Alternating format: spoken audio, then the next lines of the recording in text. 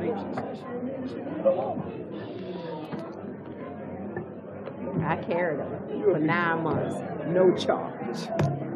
Okay. We'll go ahead and call to order the meeting of the Sanford City Commission for Monday, August 25, 2025. We have a lot of exciting things to talk about tonight, but first we will start with our legislative prayer by Pastor Arthur Galvas of the Restoration Church of Sanford, followed by the pledge. Everyone, could you please rise? On behalf of Restoration Church, thank you. We extend a heartfelt thanks to this governing body and Mayor Woodruff. Thank you for all your work, and thank you for having me open up in prayer. Let us bow our heads for prayer. Almighty and gracious God, Heavenly Father, we come before you tonight as the one who made the heavens and the earth, who gives life and breath to all people, and who rules over every nation and city. We thank you, Lord, for the gift of government, your servant for our good, and for those whom you have entrusted with leadership here, the mayor, the commissioners, the city clerks, the city manager, the city attorney, and all who labor for the welfare of our community here in our beloved Sanford. Lord, grant them wisdom tonight that comes from above. Give them wisdom, Lord, that is pure and peaceable, gentle, open to reason, full of mercy, and impartial. Guard them tonight from pride, selfish ambition, and partiality. Lord, give them courage to pursue what is just and right, even when it's costly, and humility to serve not for personal gain, but for the common good. We also remember our neighbors gathered here today, and we confess that we are people in need, not only of wise laws and safe streets, but of grace, forgiveness, and hope. Remind us that true justice and lasting peace can only be found in you. Thank you, Lord, for sending your Son, Jesus Christ, who laid down his life for sinners, that we might be reconciled to you and to one another. May your kingdom come tonight, and your will, Lord, be done in our city as it is in heaven. Teach us to love mercy, to do justice, and to walk humbly with our God. And may all that is done in this meeting serve the good of our community and bring glory to your name. And we ask this through Jesus Christ, our Lord. Amen. Amen. I pledge allegiance to the flag of the United States of America and to the republic for which it stands, one nation, under God, indivisible, with liberty and justice for all. Thank you, Pastor. Thank you, Pastor.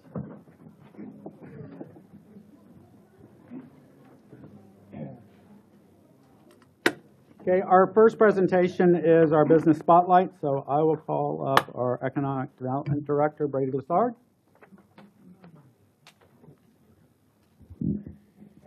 Thank you, Mayor, Commissioners. It is a big honor tonight to introduce our business spotlight. This is a company that I had the opportunity in a much different role for the city to kind of work with this company in its infancy.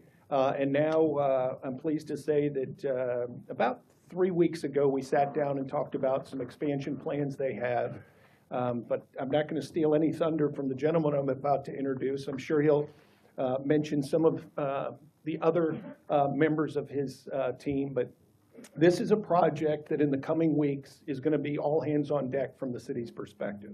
From Eileen's office, my office, we need to facilitate this operation and this expansion for reasons that I'm sure this gentleman will go into a little bit of detail on. But with that, I'd like to introduce Jeff Tabatabai. He's the Executive Vice President of Hill Dermaceutical.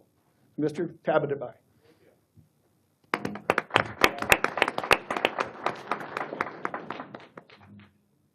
Brady, thank you. Thank you for saying my last name correctly. It's a mouthful, Jeff Tabatabai. I am Jeff Tabatabai. I'm here with Hill Dermaceuticals. I'm going to tell you a little bit about us and what we do. If you could give me. Okay, so we are a privately owned development, manufacturing, and marketing company on the pharmaceutical industry. We have over 50 years of experience in the pharmaceutical industry, and we're primarily on the new drug side. So what that means is the new drug side is we do the clinical trials, the research, we bring the product to the market. And that goes back to my first point about the development side of it. As opposed to the generic industry, which basically takes products that are already approved and they go get a similar formulation, they approve that and they bring it to market, and they take market share. So we manufacture our products. Not only do we develop them, we manufacture them and we market them. We build those markets and we bring them to the people. We have 6 new drug approvals, again, as opposed to the generic side, we develop the drugs, we bring them to market. We are in the clinical side, not the cosmetic side of dermatology. A lot of people, when they think of dermatology, they think of Botox and things like that, anti-aging. We focus on difficult to treat dermatological diseases. So in our 6 NDAs we have approved, one of my first ones we're most proud about is called DermaSmooth FS Body Oil. It's for atopic dermatitis, or as most people know, eczema. Everybody knows people are afflicted with eczema. It is something that impacts children 3 months and up. It's something that we have studied on children 3 months and up. And I'm not talking about your spot treatment, elbows, back of the knees, things like that. 70% of the body or more covered with eczema. This is life-changing stuff here. That was one of our first approvals, and we're happy to know that we've got it approved for children 3 months and up. Another product is DermaSmooth FS Scalp Oil. It's for scalp psoriasis. Does everybody know what scalp psoriasis is, right? Mm-hmm. We were the first product approved for scalp psoriasis. We created that market and developed this product for that. We also, this is a fun name to say, chronic eczematous external otitis. That is basically a fun way of saying dry, itchy ears. So a product called Dermotic that treats that. Seborrheic dermatitis is another treatment we have. Melasma is darkening circles of the face, known as the mask of pregnancy for women. It was the first product approved with 3 active ingredients. So we had to show that not just the one active ingredient, but the combination of all 3 affect the drug or affect the treatment. That's something we're very proud of. And the last product we got most recent approval for is echinokeratosis. That is precancerous lesions of the skin, the face and the ears and the scalp. This affects a lot of people. It is a growing disease. We grew up with a baby boomer generation without skin care, and now we're starting to feel it in the ways of skin cancer. So this is pre-treatment for skin care, for skin cancer. So if you go to the next page. So not just to talk about it, to show you, these are pictures from our studies. These are actual things, these are actual patients that we treat. And you can see, like I said, these are life-changing diseases that affect people.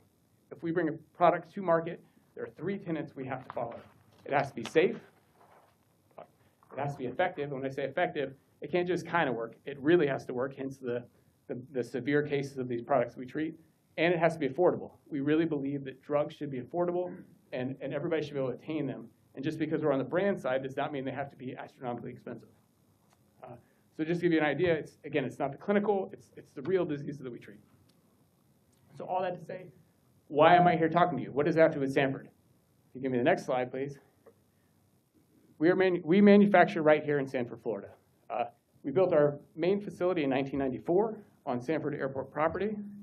We've expanded that property multiple times, and we're currently at 65,000 square feet for our main operations. In 2018, we went to a new lease with the Sanford Airport, and we built another 25,000 square feet on a separate property. And something we're very proud of. We're proud to be here in Sanford. We're proud to employ people in Sanford. We're proud to be part of this community. You go on? Okay. So right here, Sanford. Okay, the products, I can tell you all about them. I can tell you they're great. This is proof in the pudding here. Okay? The products we make here in Sanford are distributed across the world. We're pretty much in every continent in the world. Over 29 countries we make right here in Sanford, and they get distributed on a daily basis across the world. Something we're very proud of, something we're very passionate about, and we're kind of quiet about it. We don't like publicity. We don't like to bring it up to me being here talking to you today is kind of outside our wheelhouse, right? We like to be under the radar. We don't need any undue scrutiny. We're happy with what we do. We're happy with the patients we treat, but we're at a point where we need your help. If you could move forward for me, please. To give you an idea of the people we employ here, we have over 100 employees here that we in our facilities, and we have a variety of operations between engineers, quality professionals, we have administrative professionals, we have line operators, we have the gamut of people that we work here. Indirectly, we employ a lot of other people in terms of electricians, trades that come and help us that are not necessarily directly employed by us that we contract to help us. So again, something we're proud of. Some of these people are not here in Sanford. They're specialized, so we have to bring people from different parts of the country to work here in our operation. So we bring people to Sanford. Again, something we're very proud of. So can you give me one more click here? Okay. So why am I here? Why am I talking to you today? We've been here at Sanford Airport property for 30 years. We just entered into a new lease with Sanford International Airport for another 40 years on a new property. This map here shows you where our current main manufacturing facility is, and we're going to build an additional 80,000 square feet, which will move all of our operations into. Something that we're excited about, partnership we're happy to have with the Sanford Airport. This will be a process that is going to take time. Okay? I want to say the building part is easy. Right? Building a building, putting up the walls, getting it running, great, no problem, right? I know we have to get permits and things like that, and that's where I need your help. The real piece of this is we are FDA regulated. So we can build a building, we can set it up, but every piece of equipment we use, we have to qualify. Every drug we make, we have to qualify. And before we can start distributing our products to the market, we have to have FDA come in and inspect us and approve us. So there is going to be phases of this operation, and your timely support is going to be very helpful to get us built, to get us in the qualification phase, and only get us that approval so that we can continue to grow our operations here in Sanford and hopefully continue to grow beyond the small footprint we have now. I appreciate your time today. We look forward to working with you, and we'll be coming to you shortly for the permitting process, and we're excited to be here in Sanford. Thank you. Thank you. Thank you, guys. This, And Mayor and Commissioner, I will tell you, Jeff is a very modest individual. If you ever have the opportunity to tour this facility, it's everything our office has talked to you about. It's clean manufacturing, it's great jobs. There aren't kids piling out of there that need baseball fields, soccer fields. Public safety needs on their end are about nil. It's really a net contributor. So we're excited to be working with them. And as I said, we're going to be working with Eileen and other departments internally to make sure the timelines are met. But their facility is state-of-the-art. It's beautiful. And were there any questions for Jeff on operations or how they function at all? I'm just excited to hear about affordable drug prices. Yes. More of that, please. Well, that's important to us. And again, like I said, one of the things I didn't touch on is we have a pharmacy, and we go directly to the patient, specifically for that reason, to keep costs of drugs affordable to the patient. We believe in that. I'm not going to get into the pharmaceutical industry here in the United States. There is a reason we do a lot of things overseas, but it's important to us to keep drugs affordable to patients and patients who need drugs, and not just like I said, not the cosmetic stuff, but things that really impact people's lives. And it's something that I can lay my head down on my pillow every night and feel comfortable to know that I'm doing something that's contributing to society. Mayor, you had something? no, I was, we talk about things that go on in Sanford. This is one of those things that nobody knows is happening in Sanford. So very exciting, and very, very happy that you are expanding there. Thank you. Yeah, we're excited to be here. Like I said, we're excited to be part of this community. And we're excited to bring jobs here. We recognize that too. I have 100 people that, the 100 children, if you will, and I feel a sense of responsibility to all of them, and they have jobs here because of us, and that's part of it. Not just our patients, but our people here. So, I'll take you up on that tour, Brady. all right. Thank you, guys. I appreciate your time. Thank you.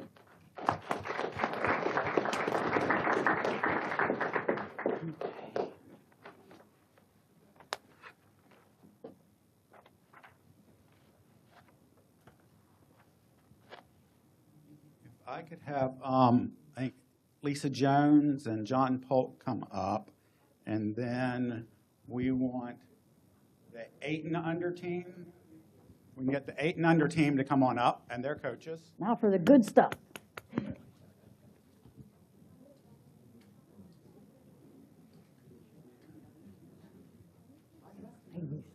Okay.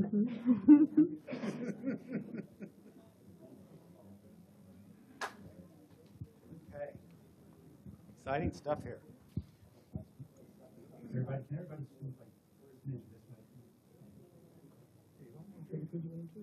then, well, after I read it, we're going to get the rest of the commission up here for some more pictures too. Okay, so whereas the Sanford Babe Ruth All-Stars 8 and under baseball team competed and won the Northern Florida District 4 tournament at New Smyrna Beach, Florida, going 4-0 during the tournament. And whereas the Sanford Babe Ruth 8 and under All-Stars proudly represented Sanford, Seminole County, and District 4 at the state championship tournament held in Lake City, Florida. And whereas the 2025 All-Star roster of the Sanford Babe Ruth League All-Stars team consisted of number 1, Ansley Frost, number 2, Briar Frost, Number 5, Giovanni Page. Number 6, Maddox Kimmick. Are y'all raising your hands when I say your name? Lois, we got to start all over. Okay, Ansley Frost, Briar Frost, Giovanni Page, Maddox Kimmick, Caden Franklin, number 8, Caden Franklin, number 9, Zane Leonard, number 10, Xavier Williams, number 11, Julian Galtney, number 13, Lane Johnson, number 18, Camden Oliver, number 21, Maddox Dunstan, number 34, Dallas Williams, along with manager Justin Frost and coaches Luke Johnson, Lois Kimmick, and Lee Oliver. And whereas the Babe Ruth League 8 and Under All-Stars received an invitation to play in the World Series in Ocala, Florida, where they showed exceptional performance and 3 wins against the teams from Santa Fe, Guam, and Lutz, with the only loss to Aruba and ended pool play with a plus 17 run differential. And whereas the team continued to fight, jumping out to a 3-run lead in the tournament finals, but they fell in a close game 6-4 to the final champions from Aruba.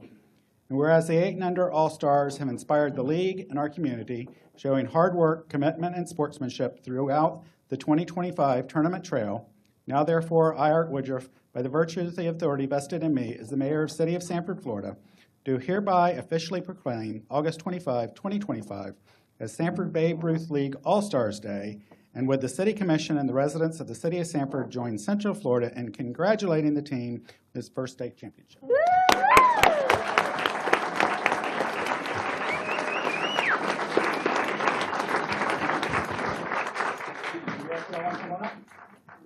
Thank you, Mayor and Commissioners. Players, I just want to say a quick thank you before I turn it over to Mr. Polk, who is the real leader of this program.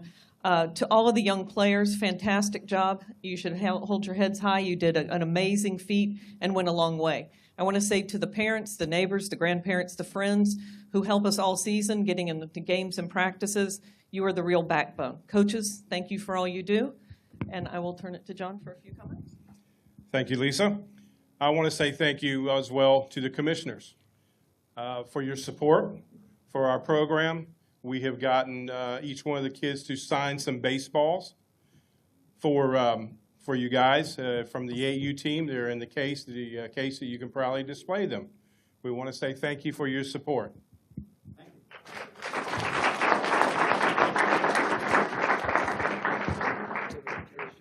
Do we have something for them? Baseballs in a place of honor.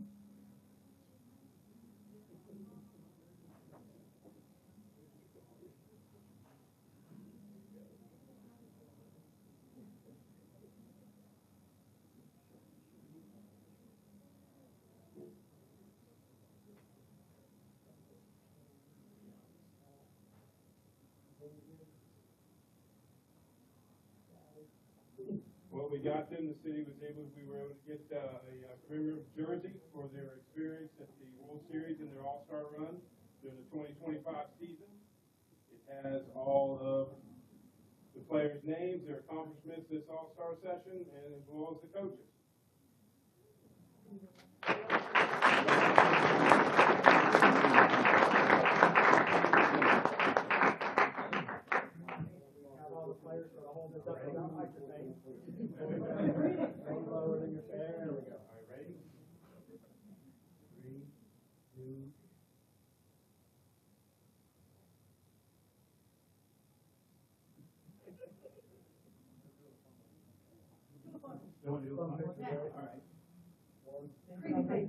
One, two, three.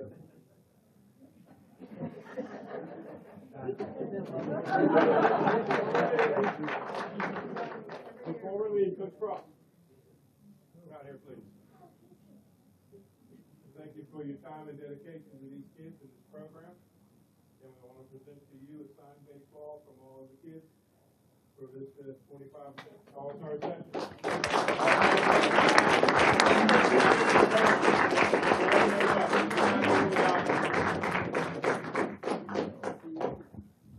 Hey, we just want to say thank y'all for, all the support that y'all do for the city of Sanford, and John and Lisa and the whole team.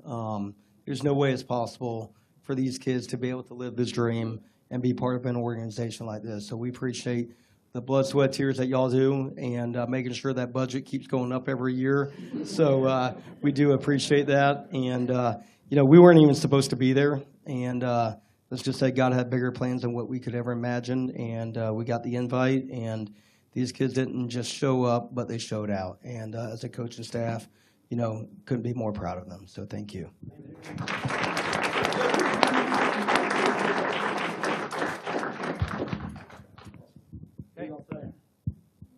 Well, congratulations, y'all. Great job. Great job.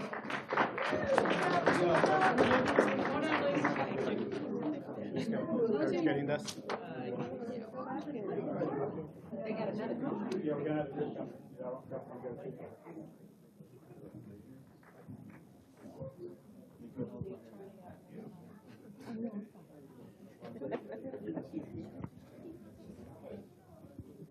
So you noticed only about half the players got up. So if we can have the 12 and under team come up now.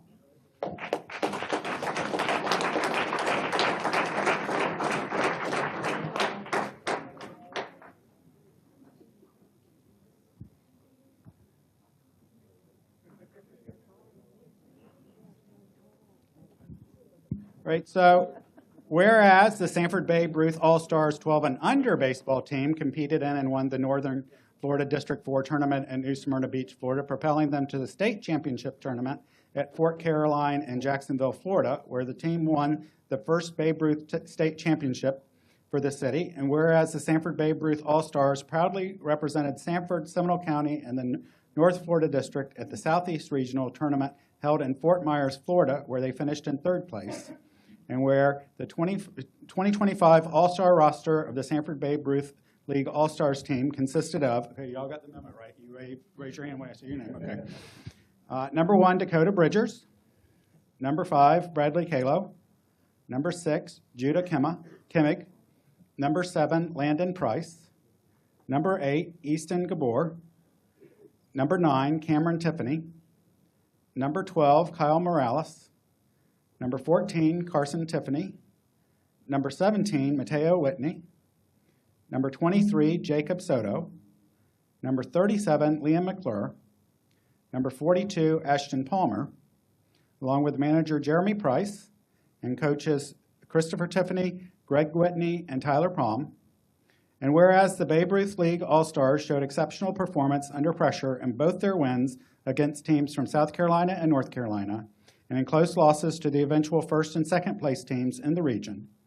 And whereas the team has been an inspiration for the league and our community, bringing us together to celebrate the team's accomplishments in winning and in sportsmanship throughout the 2025 tournament trail, now therefore, I, Art Woodruff, by the virtue of the authority vested in me as the mayor of the city of Sanford, Florida, do hereby officially proclaim August 25, 2025 as Sanford Babe Ruth League All-Stars Day, and with the City Commission and residents of the city of Sanford, join Central Florida in congratulating the team on its first state championship. Congratulations.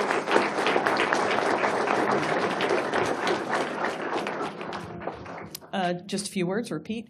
Just want to say thank you to all the players, and not only throughout this did they show their all-star status in their play, but also in their sportsmanship. They carried themselves well, and they represented our city well. So I, for one, am very proud of you, and I think I can speak for everybody in the room, so thank you.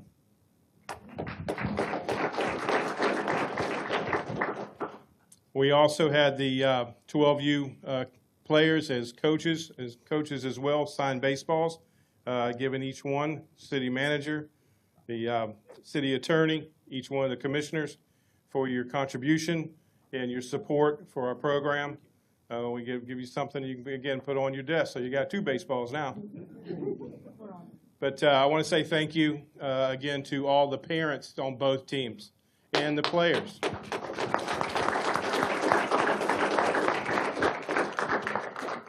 You know, kids, you guys need to be making sure that you thank your moms and dads because they're the ones doing your laundry, making sure your uniforms are clean, getting you to practices, making sure you're on, game times, you're on time.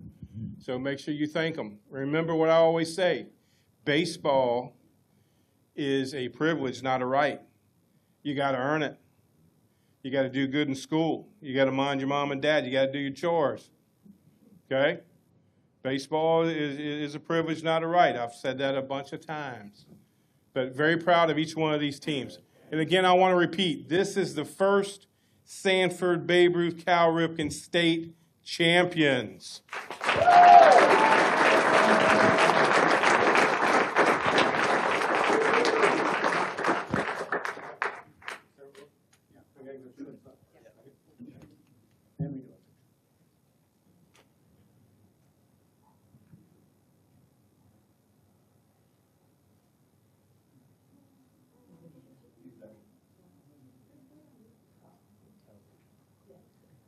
Cue the music. Don't we have like take me out to the baseball or something like that? Baseball. You knew what I meant.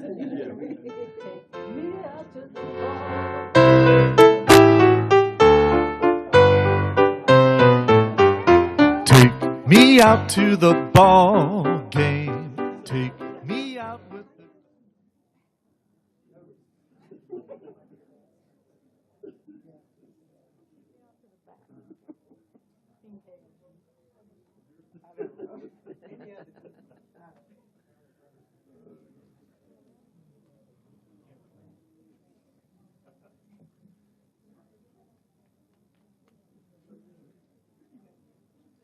Before we get the picture, I also want to bring up Coach Jeremy Price. Come on up, sir.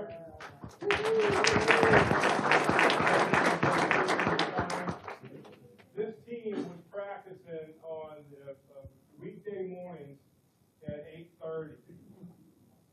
Thank you again for doing that for these kids. Thank you, parents, for bringing them. We paid off on the first state championship, and I also want to present you a game ball that's signed by all of the players.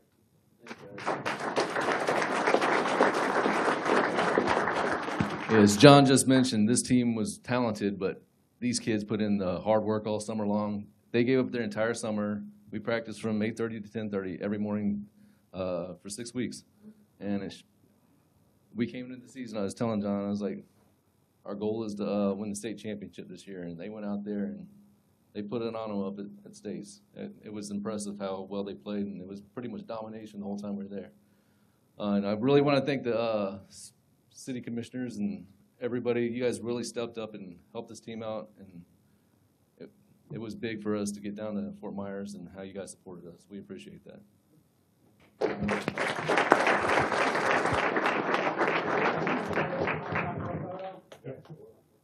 Mayor, I have a question. I have a serious question. For the parent of Easton. Is the parent of Easton here? Because I want to know if they knew when they had that kid that he was going to play baseball. Good name.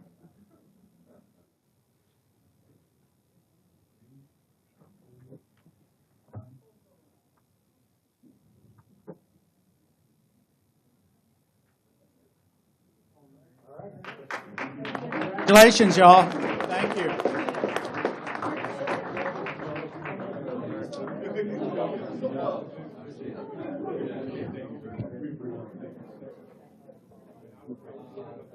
All game, take me out with the crowd. Buy me some peanuts and Cracker Jacks. I don't care if I never get back. Let me root for the home team. If they don't win, it's a shame. For it's 1, 2, 3 strikes, you're out at the old ball game.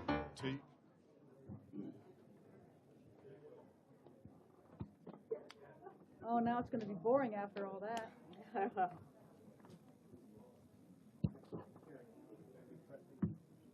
No, they did the boring part at the other meeting. He might think he... That's why you weren't here. Because you He smiled. probably think, yeah, he probably think he leaves, yeah. Stop what? Brent. Just call his name, Brent. Brent. Just call his name. Brent. How hard was that? And then if I could get Danny Adams to come up. Is Danny here? Oh. There she is. Mm-hmm. Creator. Danny Adams is here? What? I didn't know we were going to have famous people here. Up here. It's hard to see that laugh. Right, so Danny and our communications team had an idea for something that is going to come to fruition. Whereas creators, including musicians, writers, and artists, performers, educators, storytellers, designers, influencers, and digital innovators have long helped shape the culture, commerce, and connection that define our city, enriching lives through their vision, talent, and voice. And whereas the contributions of past creators laid a foundation of creativity and resilience, establishing legacies that continue to inspire and inform future generations. And whereas today's creators, from beat makers to brand builders, use their platforms, passions, and purpose to build businesses, move culture forward, amplify community, fuel innovation, and show what is possible when imagination meets intention. And whereas future creators will carry this torch with boldness and brilliance, carving new pathways, telling new stories, and building bold solutions that will help define the next chapter of our city's future. Whereas Creator Day was founded and envisioned by Shine Wave, a creator-owned agency committed to uplifting emerging voices, building bridges between creativity and community, and championing the influence of creators as essential to civic, cultural, and economic progress. And whereas the city of Sanford recognizes that creators are not only content makers, they are change agents, economic drivers, educators, artists, and entrepreneurs whose presence helps make our city more vibrant, resilient, and future-ready. Now, therefore, I, Art Woodruff, by the virtue of the authority vested in me as the mayor of the city of Sanford, Florida, do hereby officially proclaim August 25, 2025 as Creator Day in the city of Sanford and encourage all residents, leaders, and institutions to honor and support and invest in creators of all kinds. May this day serve as a celebration of expression, a commitment to creativity, and a declaration that we are a city that sees and values creators past, present, and future. Let this proclamation serve as a reminder that creativity is not just welcomed here, it is woven into the future we're building. We honor every medium, the mic, the lens, the brush, the page, and every voice, using it to spark connection and culture. We shine before, and we will shine together.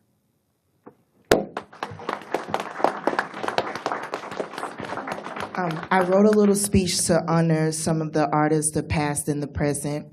And this is a combination of community members putting in names.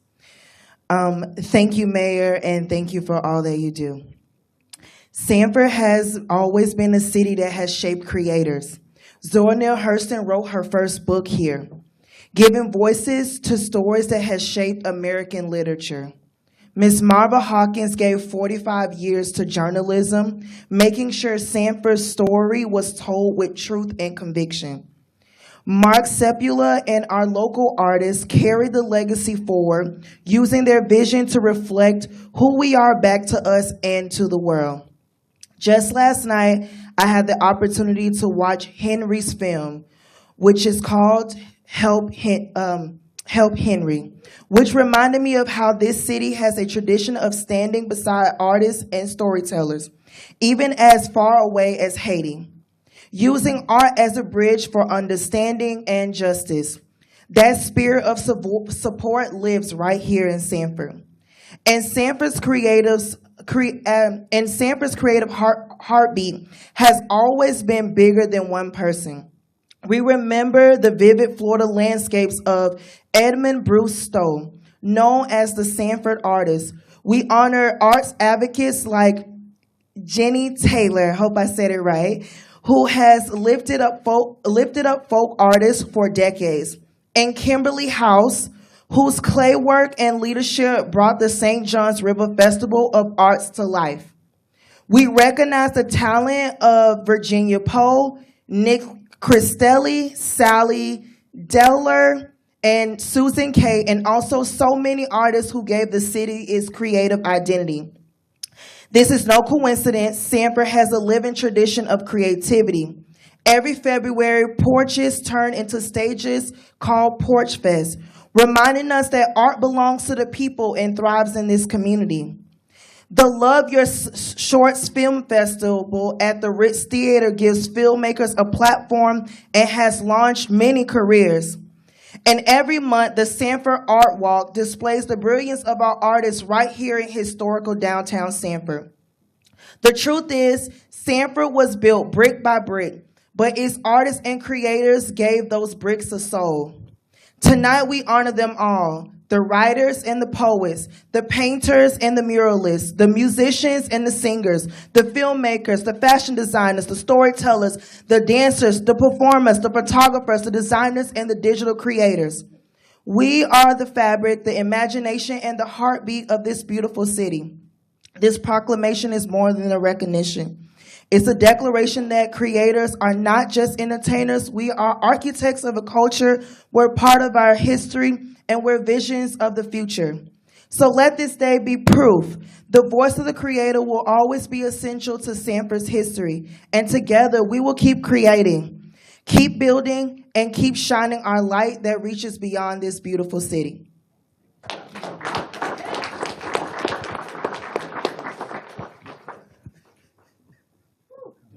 Was somebody going to talk about Creator Week and the activities we have going on? Oh, yeah. So, change your pace. Oh.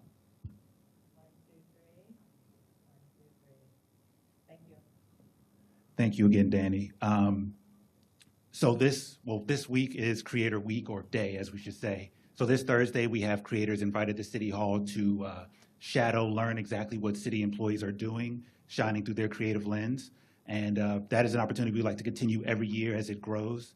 Creators are a big part of the city, in any city in the world. And this is just a great opportunity to really showcase that, especially as the landscape is changing. And Sanford is a city bound for great things in the future. And this is what this is about. So thank you.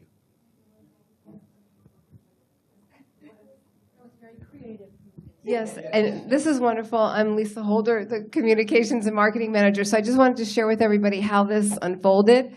So the Florida Municipal Communications Association had a conference in May in Cocoa Beach, and it's mainly for cities and their communicators, and also like independent people such as like associations and things like that. But Ms. Danny, as an individual, not related to any kind of city government, was attending this conference, and we happened to see one another, and I was just talking about social media ambassadors, and she was there. No other city had somebody from the community participating, and so it was really forward thinking, and I want to thank you for that, and here we are. So thank you so much.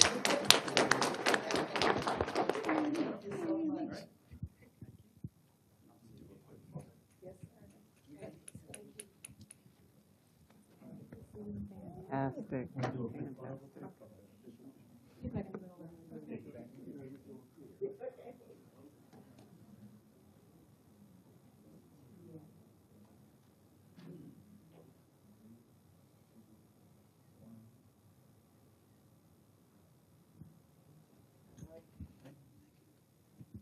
Okay, and then we have one extra presentation if the Goldsboro seniors can come up.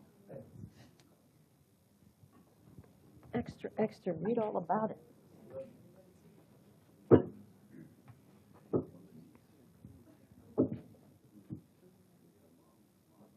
Great job. They had asked to have a chance to say something to us. So.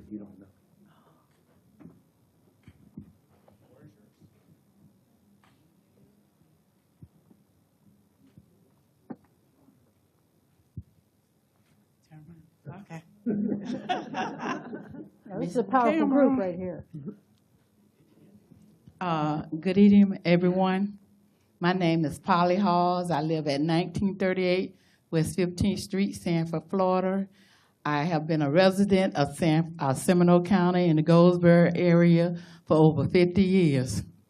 We, the seniors from the Velma William Westside Community Center, and as well as the students who went on the Memphis, Tennessee, to Arkansas, and Memphis Civil Rights Tour would like to thank the city of Sanford for making it possible. And we are praying and looking forward to next year's trip. And Exodus 23:20 says, "Behold, I send an angel before you to keep you in the way, to bring you into the place which I have prepared." Mr. Britt Henderson, we would like to thank you for answering that call, because you truly have been our angel, and we love you. We can't say enough for Mr. Britt Henderson. He does everything for the senior. You cannot imagine all the things that he do for us. So we just want him to know tonight how much we love him.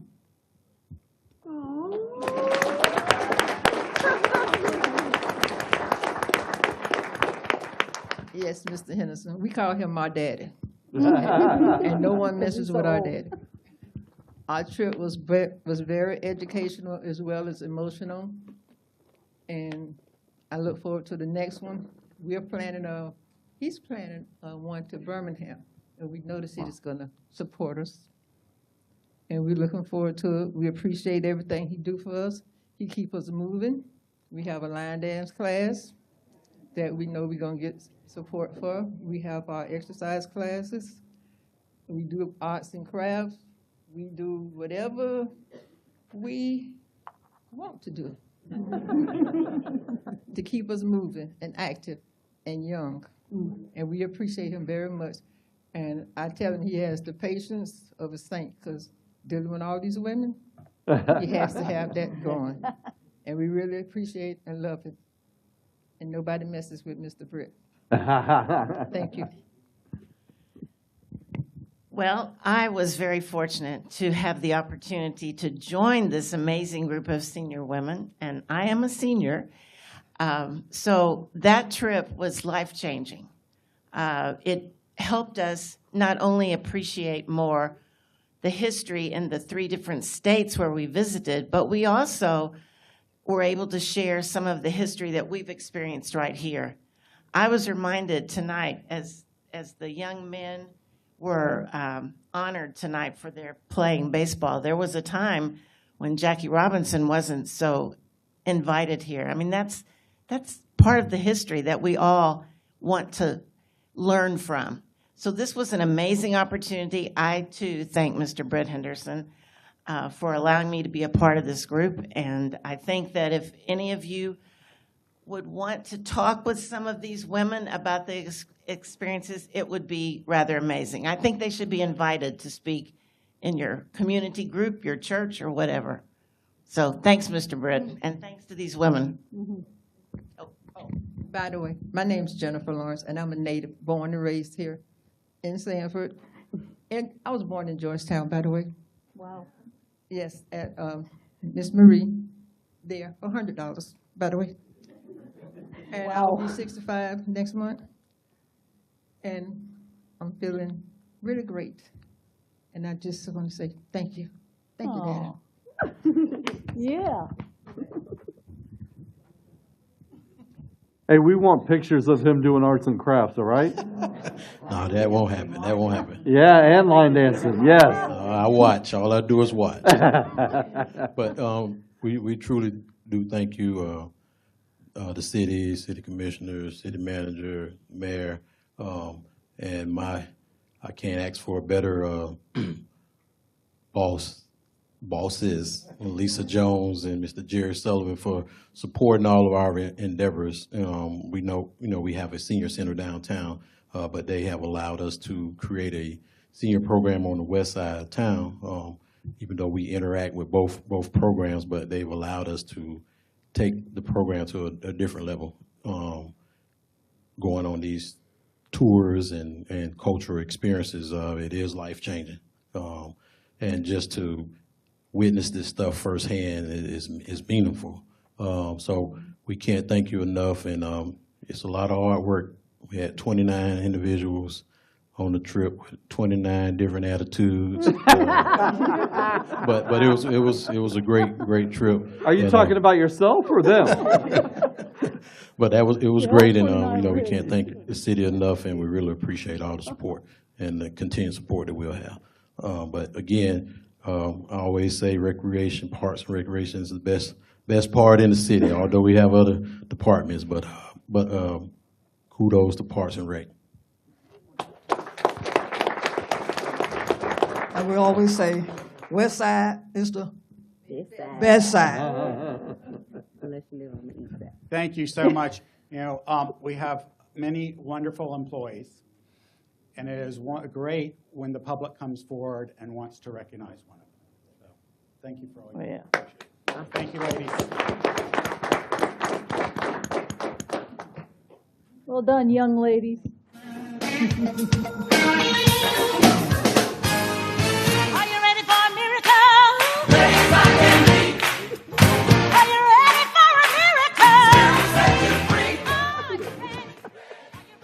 Okay. We don't have minutes for approval. Before we go to consent agenda, I would like to go to the add-on item, the mediation settlement agreement, if that's okay with the commission, since our attorney is here just for that. So I'll turn it over to Ms. Green. Thank you, Mayor and members of the City Commission. We have before us today David Simmons, who represented the city with regard to this mediation agreement and is here to present, what was the intention of the mediation agreement, what were the great results that came out of that mediation, which occurred on August 18th and on the 20th. So with that regard, Mr. Simmons.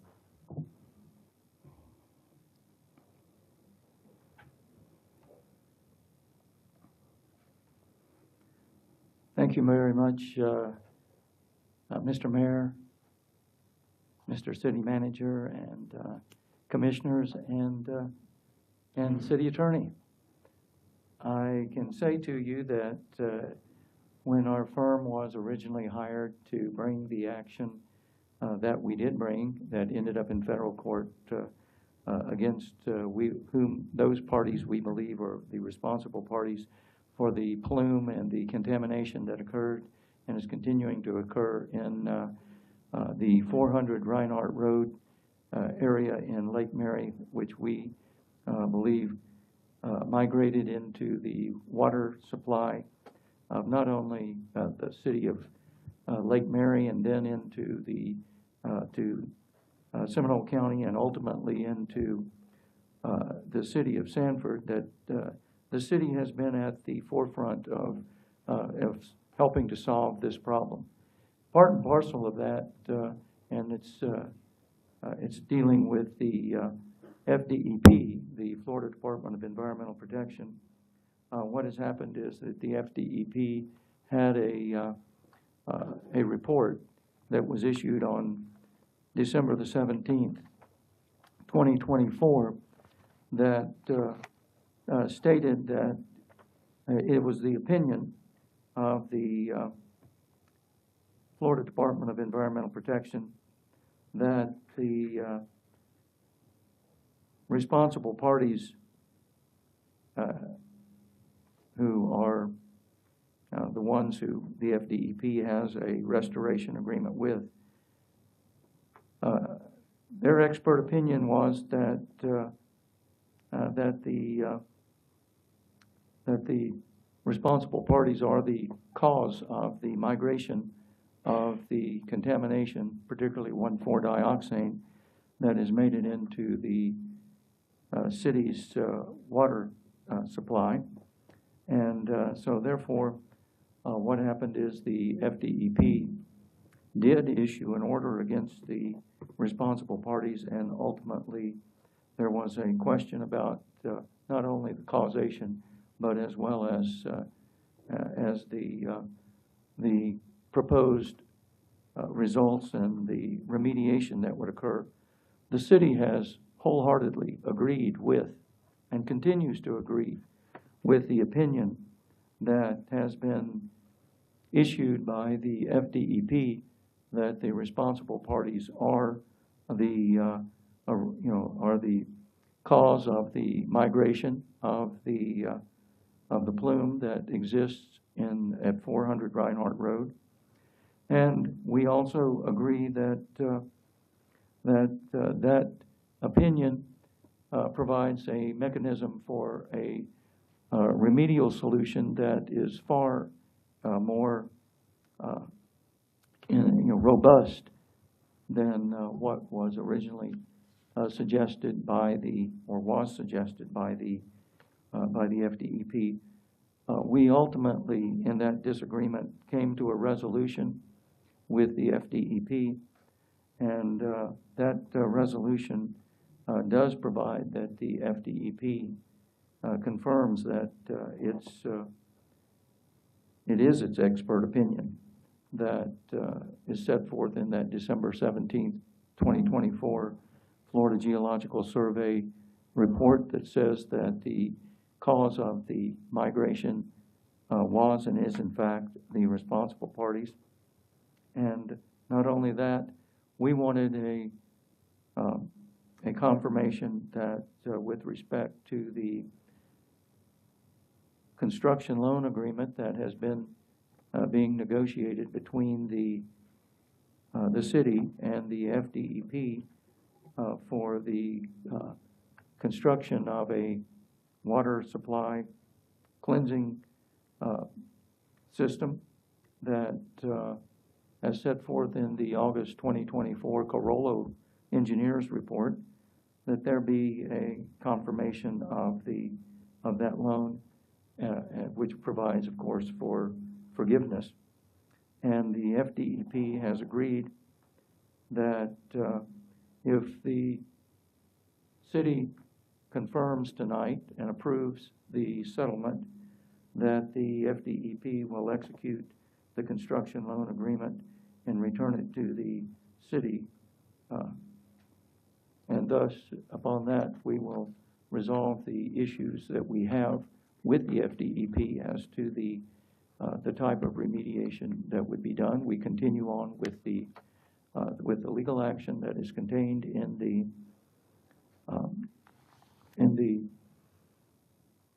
federal court, and we have retained, of course, as you are aware, an expert who has rendered an opinion, a preliminary opinion, and we've also have the Carollo engineering to work on the cost of what is being recommended by our expert.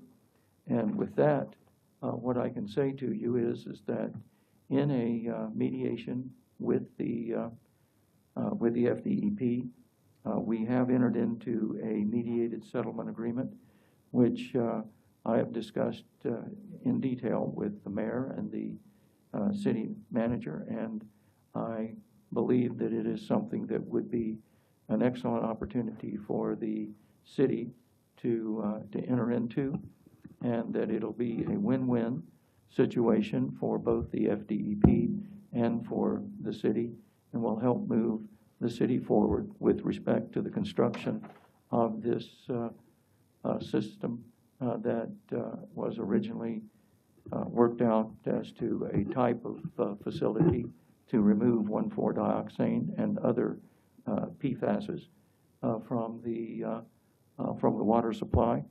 And I think that upon the approval by you, the city commissioners, that the FDEP will sign the construction loan agreement with the commitments that are made and set forth in that loan agreement, that depending upon, of course, the funding that is available, but certainly the commitment by the FDEP as set forth in the agreement, approximately $50 million for the construction of the plant. Mr. Mayor, members of the commission, I'd like to thank, I call him Senator Simmons, because that was, when I met him, he was a senator. He did an outstanding job, and I want to commend him for that. And as he indicated, we're talking about $50 million towards the city. The agreement stipulates that it's only agreeable if it is approved by the commission, and that's why it's on your agenda tonight. Yes, sir. Any questions? No, sir. Okay. Thank you, Senator. Thank you very much. Thank you. So can I get a motion for approval? Move to approve. And a Second. Any further discussion? All in favor? Aye. Any opposed? Passed unanimously. Thank you. Thank you. A lot of hard work. Got us to a good place, I think. All right, thank you. Good seeing you. Thank you, good to see you. Night.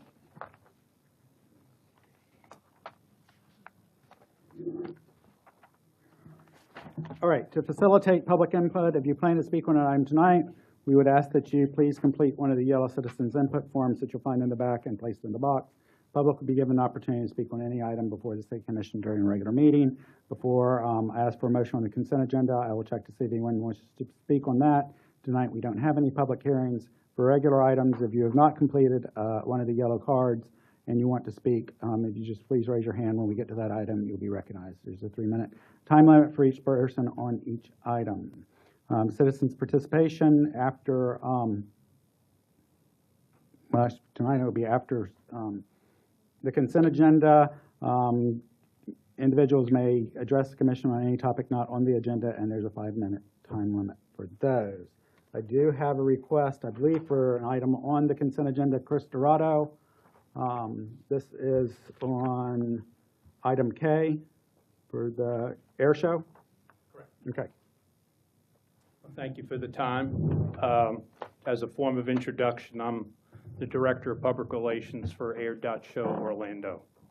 And I've been asked to read this statement prior to your action tonight.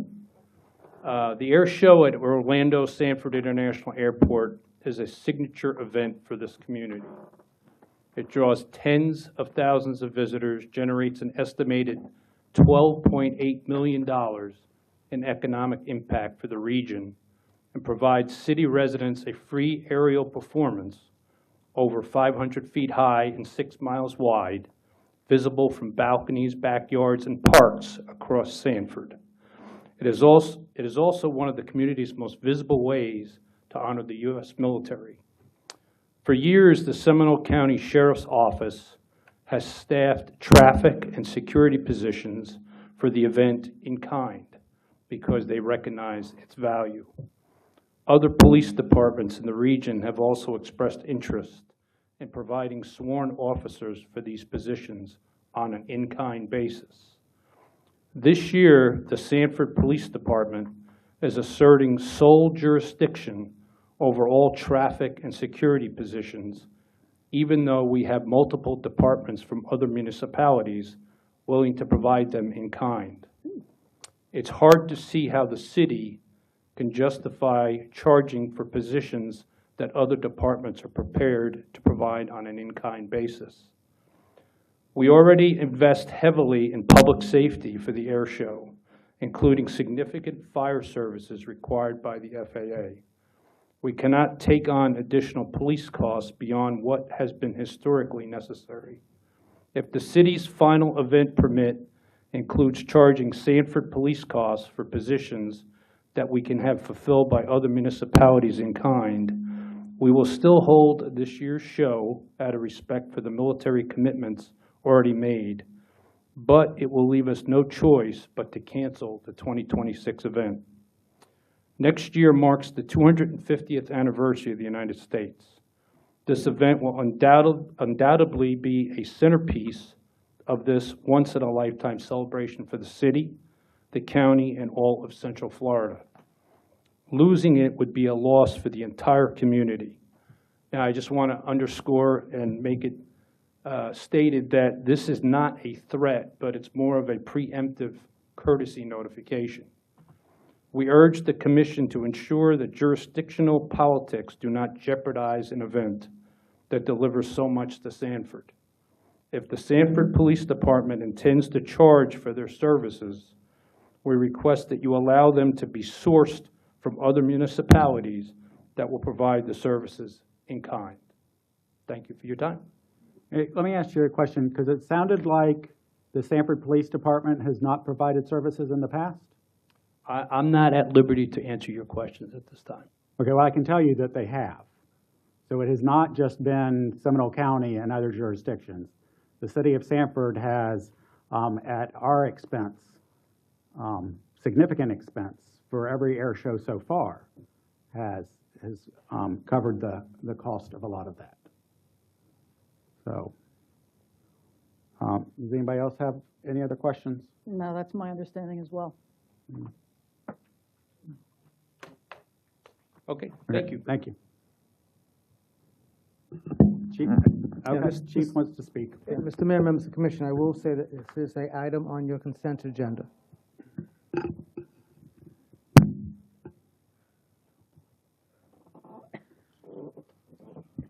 Mayor, commissioners, citizens. First, let me start by saying I'm a military veteran, and I'm also a Gold Star family member from the Air Force. So I take great pride when I have the Thunderbirds come here. So let me start with that. For the past 3 or so years, the police department has taken on the burden of providing law enforcement services for the air show. Last year, I had an opportunity to ask the airport and the promoter to reimburse us for the air show because we had 2 air shows during the course of our fiscal year, one in April and one in October, which came to the tune of about $70,000 of citizen funds to provide security, and that's our cost and overtime and officers that's there. That's not including the cost of the sheriff's department, who also had to pay their officers and deputies to be there to provide security. Look, we want the air show to be there, but we had an opportunity to ask them to be good partners and provide for the cost of our budget, the funds that our citizens pay, because this is not an event that's free.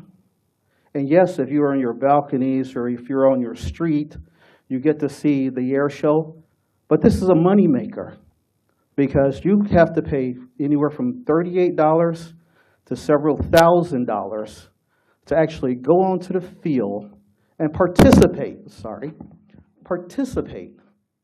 and see the show up close. So this is a moneymaker. And we've only asked them to do their due diligence to participate in paying for the services. It's not a matter of we're asking to monopolize, because what the airport forgets is that the airport is in the city of Sanford. And the sheriff's department will assist us if we ask them to participate. It's a function that's happening in our city, a function that the committee from the air show should have gone through our CERC department from the beginning. So the $70,000 does not include the other 3 shows that happened before that, because we didn't calculate that and ask them to pay for the services. We asked for the last 2. In this situation, we asked them to participate in the CERC process, in which we provided them with the same information, the same number of officers, the same directions on in and out of traffic. And it's wonderful when you have an organization that's not part of our city who comes here and utilizes our resources, and then they leave. I like the idea that he said it's $12.8 million. We asked them for $70,000.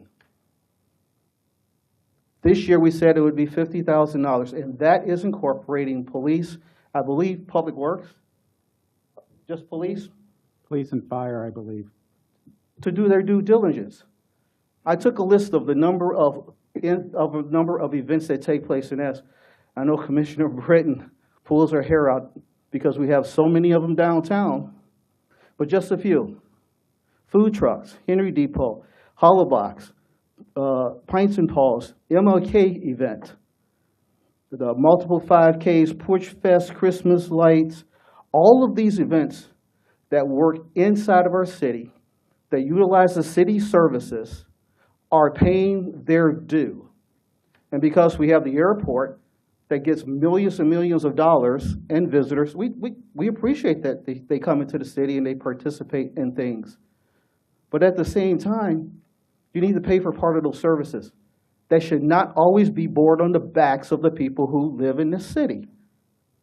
And I had a meeting with the gentleman in the red shirt, George, who essentially told me that my emails and phone calls to Mr. Lilly should be ignored.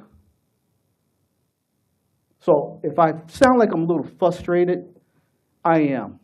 Because how does somebody tell an individual who's coming into this city that they should not communicate with the law enforcement director, the police chief in the community because you don't want to pay your bill? How would the MLK groups feel if they had to pay the bill and no one else did? Or Porch Fest, which is coming up, or the light show. We've got Hollowbox that's on the agenda. We have ACE that's on the agenda coming up as well. So how do we tell all these other folks that they have to pay a bill? And we have a blind eye to a group that when they are done with the air show, they're gone.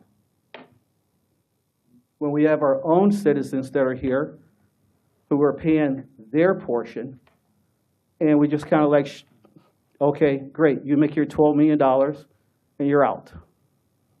So that's my opinion.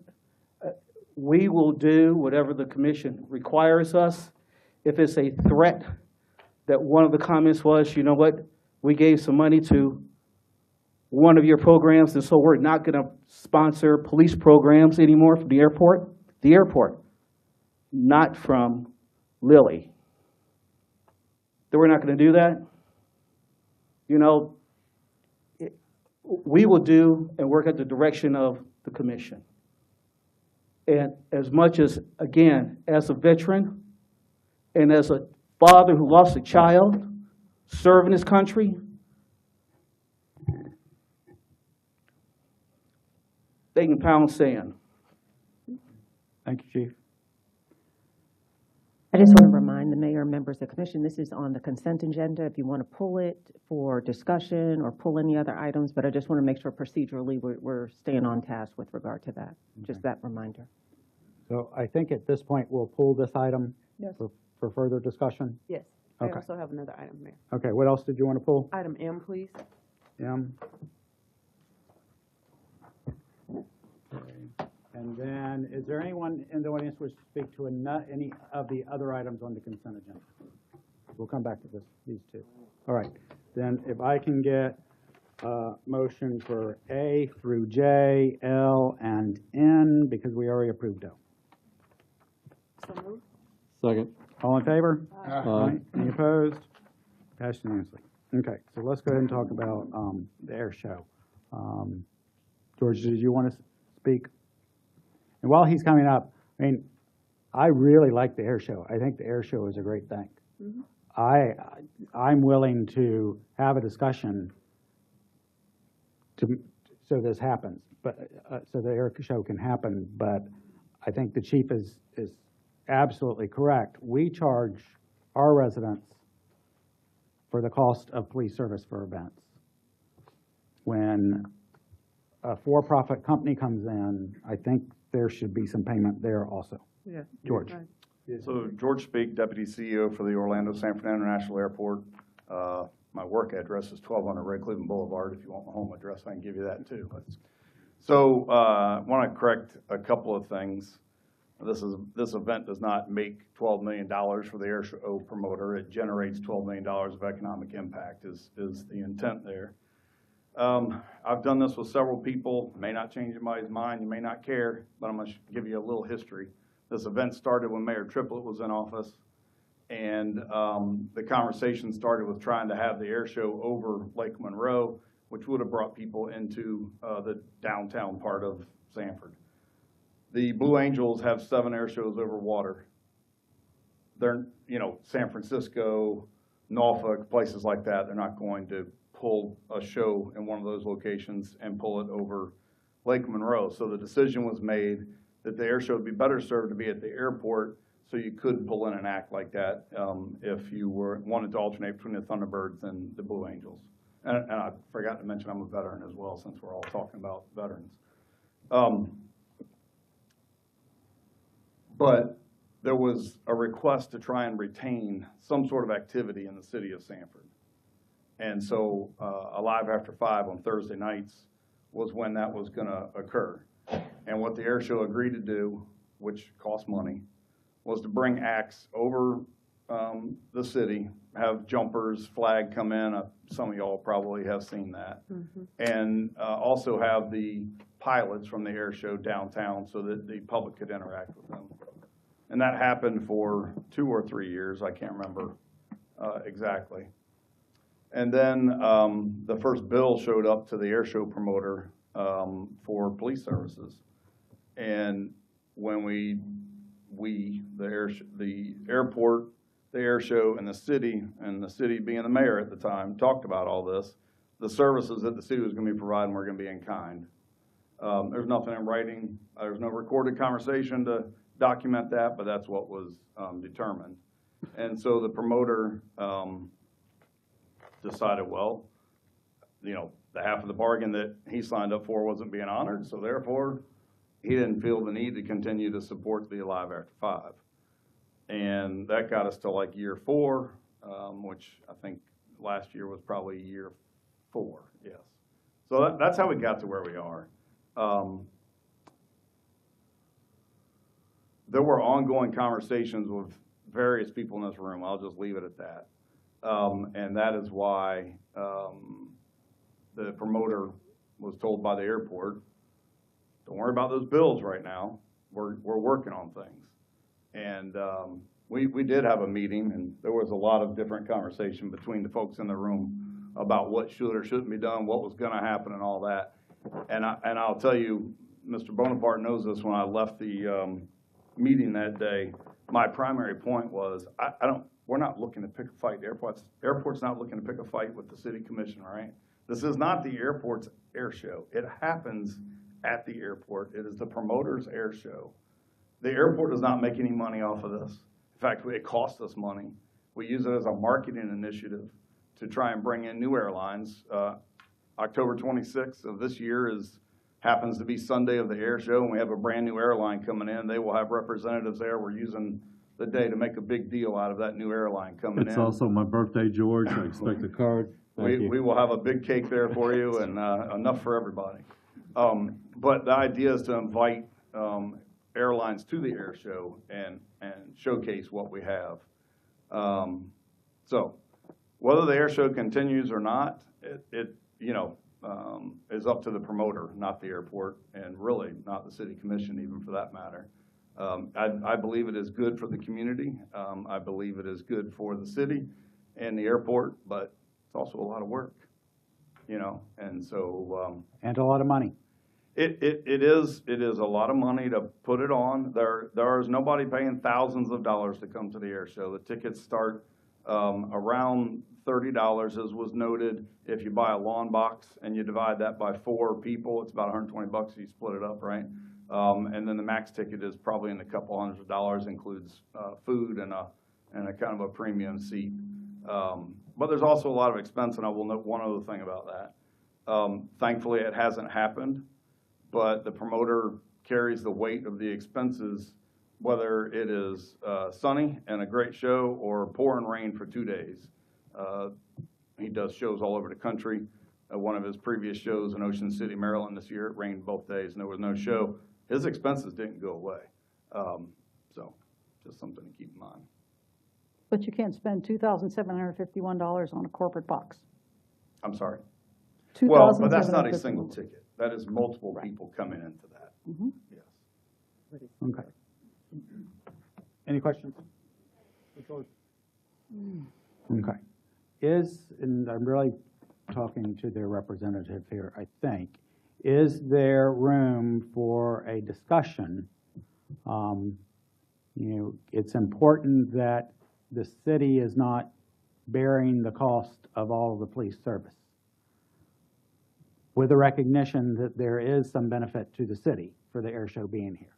So I had the benefit of having been able to, and I don't know how you all operate, been able to read the statement.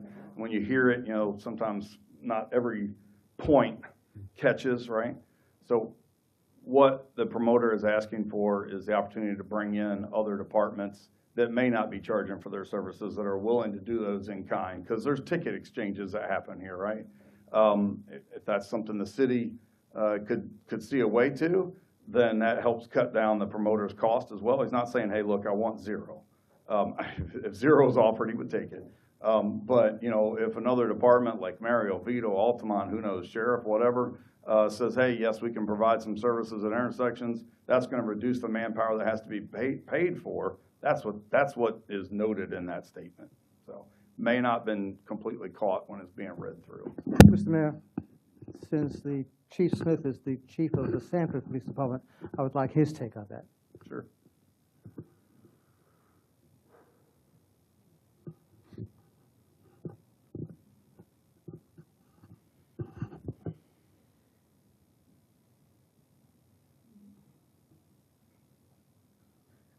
City Manager, one of the things that we do have a mutual aid agreement with other agencies. And in a event where we cannot fill our own slots, we generally will reach out to other agencies to assist us with a mutual aid agreement. But an event that happens within the city, we are always going to be the first line of defense to make sure that things are taking place in our city. And the only time you're going to have someone come into our city is when the chief of police makes the agreement, not a vendor. Because they're not going to take on the responsibility when something happens in the city. Because as soon as the air show is over with on Sunday, they're packing up and leaving. Thank you. I hear you, Chief.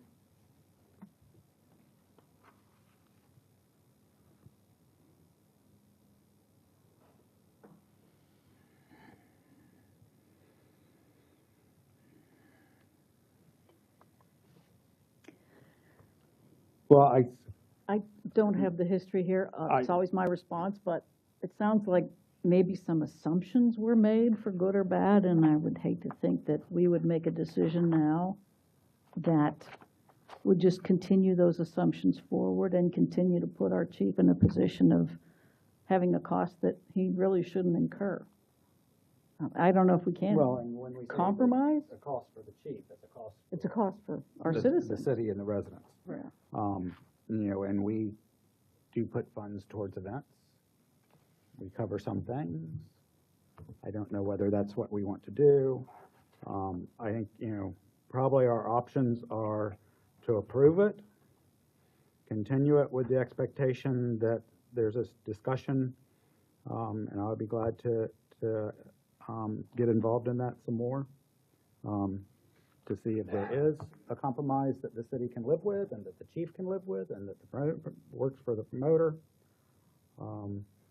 But, you know, when we talk about, and, well, let me ask a question, because I was told there was placer ID data that showed people coming to Sanford after the show. Do we know if that's true, where we talk about the 12-point, the economic impact? Do we have data that shows impact on Sanford? I'm looking for Brady. Is he? You know, so we passed that along to Brady. I am not a technology whiz, so I haven't even looked at it. But I don't know if Brady's had a chance to look at it. But yes, that's been passed along both before the show and after the show. There is that data. Okay, thank you. Mr. Mayor, and again, Chief Smith can correct me, when the show is over, the police direct people out of the city.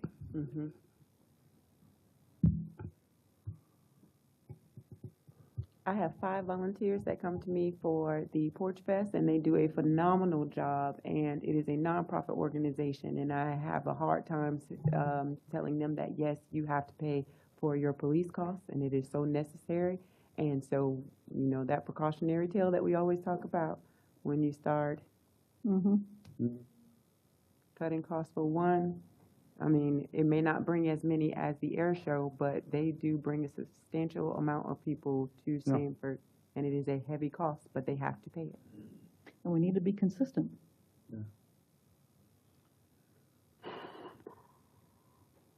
Well, are y'all willing to continue it to see if we can come up with Yes, sir. an agreement? Oh, yeah. Yes. Sure. Would that, wait, Chief wants to come down again. He's getting his exercise tonight. George did make a statement that making concessions with tickets, in the bill that we sent them for the $70,000, we deducted the cost of the tickets that they gave us, and they still didn't pay the bill. Okay. Thank you, Chief. Thank you, Chief. Mr. Mayor and the Commissioners, we can, because for a special event to go on, it has to have the commission approval. Right. So they can't advertise or they can't do anything until the commission approves the event. Well, they've already started advertising. They've already been. Yeah, but technically, Right. until the commission approves. Isn't the this the special first event. time? they've This come is to the us for first time that approval? we've insisted they come Yeah. to cert. It should have been happening all along, and I think it just didn't happen. And to be perfectly honest, as I told the chief, I'm looking forward, not back on this. I want to be fair and have everyone be successful as we go forward. So that's why I'm willing to have a conversation and see if there's another place we can get to, if Mr. Dorado thinks that would be advantageous. Okay, so If this were the first time we ever did this air show, first time, forget the history, what decision would we make? Maybe that's sort of hypothetical, but I would think that we would try to work with them some kind of, because of what they're bringing to the Right. city of Sanford. I Mhm. mean, that economic impact is a big impact. Mhm. Some sort of sponsorship or something like that, but still having to pay a cost. I would say, and to some extent, we worked something out with the airport last year. I see it as, the three organizations working together to put on a great air show for the community without an overwhelming impact to our residents on the cost. We're sitting here talking about raising a fire assessment to pay our bills, and, so. Right. So can we continue this for 2 weeks? And during that 2 weeks, we'll get together and see if we can come up with something. Otherwise, in 2 weeks, we'll be right back here with the same thing. anyway. Okay? Is that all right, Mr. Dorado? Okay? What? This whole thing is troubling to me. There is a jaded history between the city and this event, and mostly over the use of our first responders. And I know that the same issue has occurred with other first responder agencies throughout this county, and maybe beyond. But we're 2 months out, and it's just now coming to us. And I don't know how this continues to happen over and over and over. And I could name the event, I could name the story. We're 2 months out. Continuing it, kicking it down the road, only makes the time constraints for all parties involved tighter. If Sanford PD is going to offer this up to its employees, it needs to get on the books ASAP. So those employees can sign up for it and make plans for their families, et cetera, et cetera, et cetera. It goes further out than just Sanford at this point. If we have to continue it, we'll continue it, but Bring it sooner next year. We could approve it as is and still come back with a modification. that's what I would like us to see is can the heads of whatever groups meet in a room and duke it out, and maybe we'll have Norton be the referee, okay? But can we meet and hash this out? Meanwhile, can we approve this tonight or not approve it? So folks know that what's going on October and what's not. All right, I'm okay with that. And bring it to us earlier next year, please. Yeah, can we start the fight now for next year, please? And I mean that, in all due respect. There's a reason both sides are where we're at, but let's let that go. If we want this to remain in Sanford, if we want this to be a great event for Central Florida, because quite honestly, there's no other air show in this county, what is it, 5, 6 counties at least, maybe 10 county reach. There's no other air show like this. So let's not let this ruin a good thing. So approve it as is, and then we'll get together and see if we come back with a modification. Yes. Okay. And Mayor, just to clarify, as is would include the cost, and then if it is modified. Okay, I just wanted that to be clear. So, okay. And I don't want to go too far here, but we always seem to find funds for all kinds of stuff. We give out funds to nonprofits. We give out funds to for-profit magazines. We give out funds for all kinds of stuff in this city. But now we're arguing over what really isn't a lot of money 70 grand is a lot of money. for an event that brings conceivably $12 million to us. It's a lot of money out of the police budget. I understand that. I'm not saying that. I mean, if we What I'm want- saying is, if we as a commission want to fund somehow, right, that's different than telling the chief this has to just come we out of your find budget. economic development dollars for all kinds of events. We find, that's what I'm saying. I'm not saying, I'm not saying, chief, take this $60 and deal with it. I'm saying, I'm with you. let's figure this out, please. Okay. All right. So let's go ahead and approve. If we can get a motion for K to approve as is, with the expectation that we do some further discussion. Move to approve. Is there a second? Second. Thank you. All in favor? Aye. Aye. Any opposed? Passed unanimously. Okay, so we'll get together. Okay? And you had M. Yes. Mayor, members of the commission, I just have a question for HR. Do we have a representative from HR here? Sharon, is this, changing out our current VALIC? Well, let me let you get to this. It's really a finance question. Isn't it HR and finance? Actually, we're currently with a company called Corebridge. Corebridge, right. Used to be the VALIC funds used to be with them. Uh-huh. But yes, this would be changing out to Lincoln Financial. Okay, and why are we doing so? Because this will save employees money. Okay, so how are we notifying all of the employees? Because my only concern is we do these things, and then our employees don't know until a lot later. I received a letter that I just saw earlier, what was Saturday, and I looked at my agenda book, and I was like, wait, whoa. It's a lot of times when our employees don't know about stuff, and then we have to have these closed-door meetings because nobody knew that this changed or that changed in HR. So It went out about 3 weeks ago. Okay, so it went out about 3 weeks ago in just the mail, Mhm. right? And then what other ways we've done to let our employees know that this is changing? Well, it's a process to change over. So we will be having meetings, group meetings, with all the employees and the representatives from Lincoln Financial to answer their questions. And then after it is implemented, we will also be having one-on-one appointments for any employee that wants to meet one-on-one with a representative from Lincoln Financial to discuss where my money should be invested, where should I go from here, should I do this or should I do that? So we'll offer both of those opportunities. And how many times has it changed in the last couple of years? Twice. Went from ICMA to VALIC and now to Lincoln.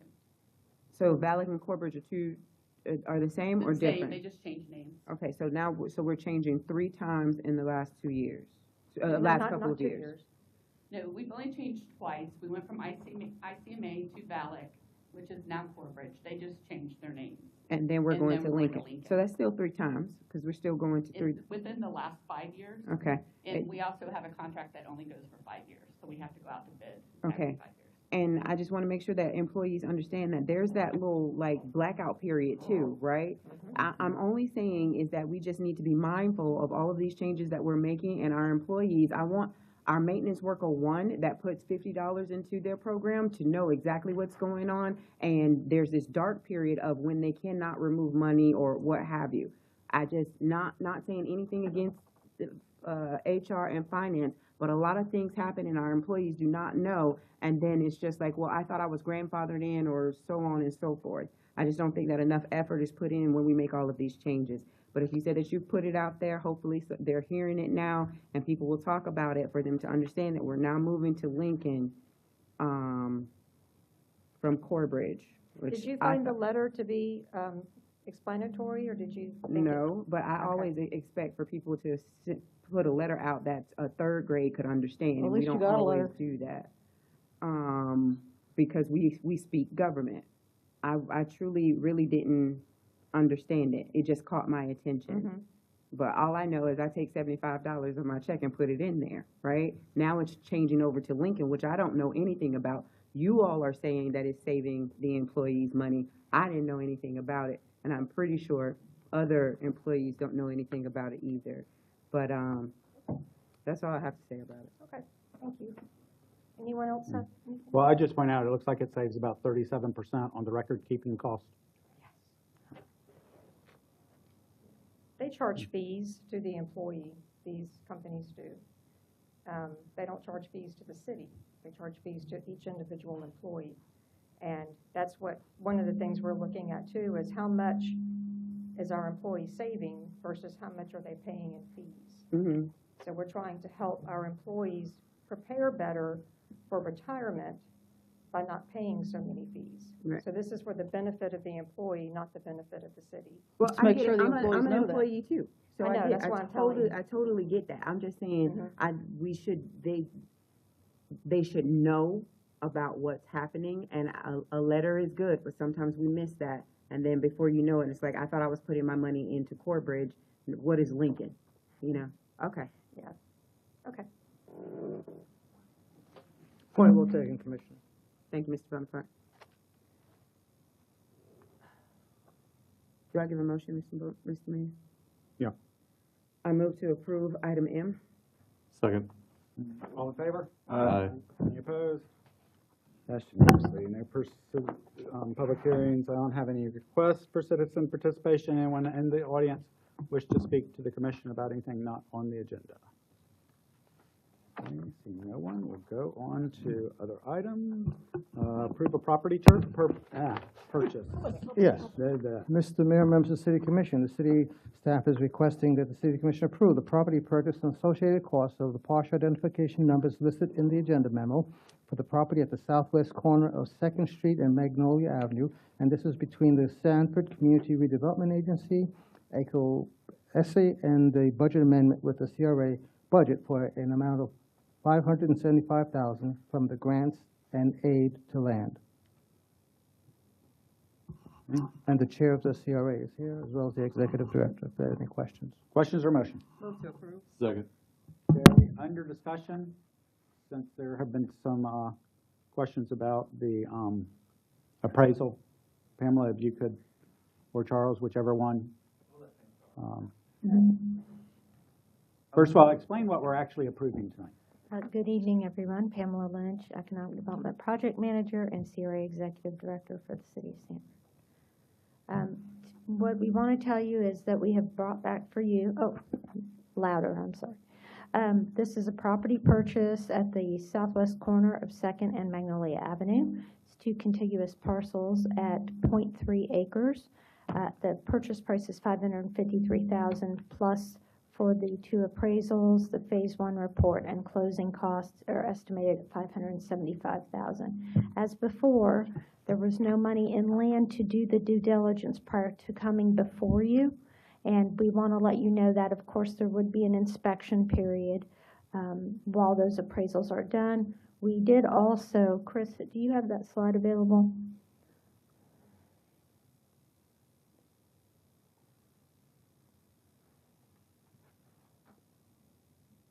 This information will show you some comparables, which will show the price per square foot in relation to that. And we sent this also over to the property appraiser, who gave us a few parcels as well. So you can see there that the one in yellow is the one that we're talking about tonight. And the comps you'll see following that in process is the property that you recently approved. And then listings are current listings within the downtown area. So it does fall in line with the other price per square foot. While you don't have a formal appraisal before you at this juncture, you can still see that we are within line with the prices per square foot. And realistically, we didn't have money in the account to be able to move forward on a contract to pay for an appraisal or anything. We had to come before you. Because the CRA is going to be sunsetting December 31st of 2025, to go another month and then come back to you with an appraisal, we figured we'd just put it all together right now, come at one-shot deal. You'll still be part of it. You'll see the appraisal. You'll see what we're paying. We're not paying any more than what we're paying for it. Obviously, we bought another parcel within the same price. The comparables are going to be right there at it, and then that way we can move forward, get under contract before we sunset. But more importantly than that is recognizing that there are many lots where parking has either went away or is in process of going away. You know, for example, the property at Palmetto and 2nd, we lost 50 spaces there. At Oak Avenue and 2nd Street, there's 22 spaces that we have lost. The Jolly Supermarket, the gentleman who owns the property, is not going to renew the lease with the city. And that will not only lose probably 50 spaces, that ends at the end of this year. So we're concerned about that. Half of the Wells Fargo parking lot right now, of course, is tore up for construction, so that's another 25 spaces. So right there, that's 147 spaces. So anything that we can do to try to position the city, as we are sunsetting, with control of the land so that you can either use it for public parking purposes or in the future for redevelopment opportunities, would be optimum for the city. Okay, thank you. Thank you. Land banking it for you. Okay. Thank you very much. Thanks. I just wanted them to have a chance to explain that because I know there had been some questions There raised. were some So we questions. have a motion and a second. Any further discussion? All in favor? Aye. Any opposed? Passed unanimously. Construction for Sandpick. Yes, Mr. Mayor, members of the City Commission, city staff is requesting your approval for an award to a construction contract for the Groveview Pump Station Improvement Project to Sandpick in an amount of $1,034,481. Okay. Questions or a motion by Commissioner Alston? Move to approve. Second. I was tempted to pass the gavel so I could make the second on this one. Well, pass it. He's already made the second. I so- see you took away my backup gavel. He knew what was going on. No respect. So, this one has been a sore point, and we'll be very happy to get this one done. So, all in favor? Aye. Any opposed? Passed unanimously. Ovation Construction. Yes, Mr. Mayor, members of the City Commission, the city staff is requesting approval of Resolution 3408 to amend the budget in the amount of $138,686.29 for the procurement of installation of a canopy structure at the East 26th Street yard by Ovation Construction. Any questions or motion? Move to approve. Second. A motion and a second. Any further discussion? All in favor? Aye. Any opposed? Passed unanimously. Resolution 3409. Yes, Mr. Mayor, the City Commission is requesting your approval for the budget amendment and the CRA budget grants and aid account to the city budget for amount for the brick paver improvement project in the amount of $107,661. Move to approve. Second. Any further discussion? All in favor? Aye. Any opposed? Passed unanimously. Resolution 3410. Yes, Mr. Mayor, members of the City Commission, city staff is requesting the Commission approval of Resolution 3410 and the procurement in the amount not to exceed $15,040.37 to Ovation Construction to install all tanks and an air compressor along with associated piping and concrete work for the fleet maintenance shop. Questions or motion? Move to approve. Second. A motion and a second. Any further discussion? All in favor? Aye. Any opposed? Passed unanimously. Resolution 3411. Yes, Mr. Mayor, members of the City Commission, the following two resolutions deal with the city receiving state revolving fund improvements for our water treatment plant, and the first one is Resolution 3411. Questions or a motion? Move to approve. Second. You have a question? Commissioner Britton? Okay, looks like you had something. All right, any further discussion? All in favor? Aye. Any opposed? Passed unanimously. Another one, a lot of hard work going into that one. Mike Cannon and all the others that have been involved with that.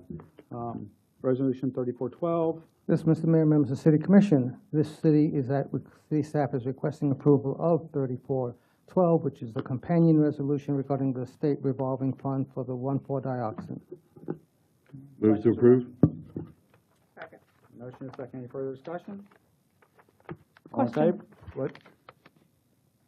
On the last page of this, there is the matrix on the ratings. When they were selecting the companies, the RFP evaluation matrix. These ratings are very, very close. And it just got me to thinking, how are these ratings arrived at? Who's involved in making them? Where are you? And let me make sure I'm on the right one here. It was the last one. Oh, I checked that. It's on the debris removal. I'm good with the Well, that's previous okay. one. My letters don't match anyway. Yeah. So Might be why I we are got on state confused. revolving fund for the 3412. All right, do we have a motion? And a We're second? good on that. Hey, one more name you might have forgot was Bill Marcoux. Good This point. started with him. Good point. And he got beat up for a long time, and he started this. So, Well, thank you, Bill Marcoux, wherever you are, wherever you are. drinking your retirement drinks. Did we have a motion and a second on that? Yes. Yes. Okay, all in favor? Aye. Aye. Any opposed? Passed unanimously. Mr. Mayor, before moving on, as was mentioned, that staff has been really working hard. An employee that is still with us, working very hard with this, is Mike Cannon. And although you see his name, you may not always see him. So I'd like Mike to stand up so you can see who Mike Cannon is. And he's been very instrumental in Mike is working the with man. this. And we really appreciate all the hard work he does for us. We Thank you, surely sir. do. Thank you. So that brings us to the debris hauling. Yes, Mr. Mayor, members of the City Commission, city staff is requesting your approval to award the contract to for the debris hauling services to Caress Environmental Services as the primary vendor and Southern Disaster Recovery as the secondary vendor. We're not This gonna one you need have- these, we're just doing this for formal Right. purposes. Right. Because if we didn't do this, Yes. we would need them. Okay. Is Move this to one approve. wait. Yeah. Oh, Okay, does do you we had a have second? question? Well, Second? Okay, Yeah, discussion. there you go. I mean, this is the one I was looking at where it's, usually there's pretty definitive decision on who they pick, but these ratings were so close that it just had me thinking, how are the ratings arrived at? Who's involved in, is this just through accounting or? Brent? Yep. Tell me about these numbers and the process of making them. I haven't gotten you up here in a while, so. Okay. Well, good to see you. Yeah, you too. Brent Johnson, Public Works and Utilities Director. Good evening, Mayor, Commission. To answer your question, so the committee gets selected by the procurement department. They have a defined list of things that they're ranking on. With a solicitation like this, the ranking is going to be fairly close because of most of the people that are responding are in the exact same business. That's all they do day in and day out. So it's not like you're going to get somebody who's dabbling in debris hauling or debris management, which is Okay. the second part of what we do. You're not going to get somebody dabbling in it, and so you're going to have these wide range of scores. So oftentimes with something like this, the scores are pretty close. So it's pretty common for them to be close here. It's Okay. not uncommon, no matter. Appreciate letting me ask you that. Thank You're you. very welcome. Okay. So any further discussion? Nope. All in favor? Aye. Any opposed? Passed unanimously. And reappointments to city board. Yes, I did not do a handout for you. I just was going to go through quickly. CRA, we do have Josh Snyder, who would need to be reappointed through the end of 2026 for CRA. So moved. Second. All in favor? Aye. Any opposed? Passed unanimously. As for the CDVG, you have Shane Lillibridge, who is termed out, so we will need a replacement for that. And I'll get the ads run and get applications to you at the next meeting. Weren't there two on that one? The other one is, well, we have reappointments for RT Hillary, Athena Celestine, Dr. Erica Terrell Tillman, and Commandante Tillman. And Chris Lemon is termed out as well. So we'll need two new appointments on here. On CDBG? Mm-hmm. Okay, do the other four need to be reappointed? Yes, they will. Okay. Les, Do the, you want to get a list and do it? what do the two that termed out have any interest in staying? Yeah. We don't have that in place. They're only allowed a 3-year term limit.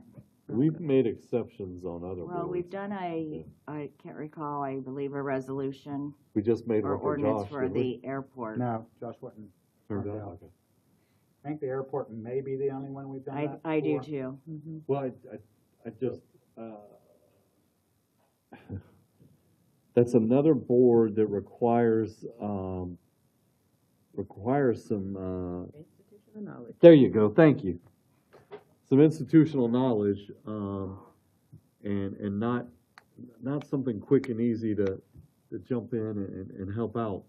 And to have that many openings at one time. No, it's just two. There are two that are termed out and 4 that need reappointment. Exactly. And do we know if so all you 4 of those want to come back? Yeah. And we follow up on that? Yep. Yeah, all 4 do want to come in? Okay, good.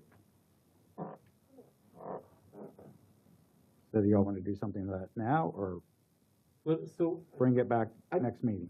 okay, I don't want to go too deep into this, but we have a problem with boards and folks fulfilling their commitments and boards having a quorum. I don't know that we've had a problem with this board, have we? No, I'm not saying this board, I'm saying we have a problem with boards.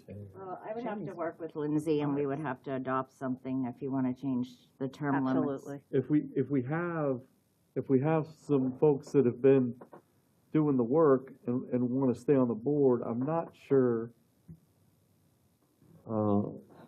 terming out is in the city's best interest always.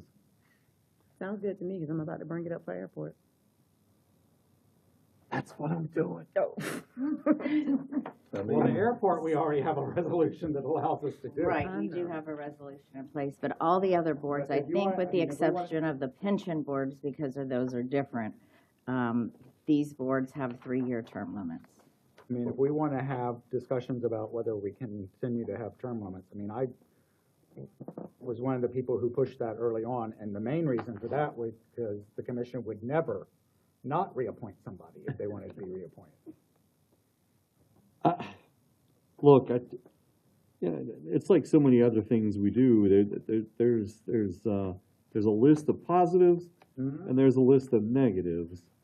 But these boards have become so much more than what they probably were when they started. And so there's a lot going on and a lot of moving parts. And if we have people that have learned the job and want to still do the job, that's hard to find these days. I mean, how many times have we put out the call for these boards and we get 2 applicants? We get none. We get 5. Usually we get a few, and we have them coming through Citizens Academy saying, hey, go to Citizens Academy and then serve on a board. And then when it's time to apply, there are very few There are openings on the specific board. ones that we get very few yes, for. and there That's what are I'm some. talking about. Thank you. Would it be more appealing to you to come into a board and have someone say, there is a term limit, so don't worry, don't have to do this forever? Or would it be more appealing to say there's no limit, you can stay as long as you want? But they can leave whenever they want. They don't have to fulfill any term. Yeah. And they're always subject to, they move or whatever, they can leave.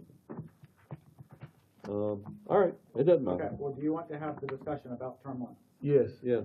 Okay. So we So should, do we want to appoint the 4 that Yes. are not term limited out? Yes, now? yes, that would be Archie Hillary, Athena Celestine, Dr. Erica Terrell Tillman, and Kevin Dante Tillman. Move to Second. All in favor? Aye.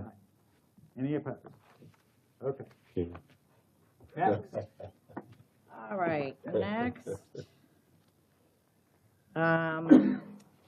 is your Historic Preservation Board. You have 2 that have served 1 term and do not wish to be reappointed.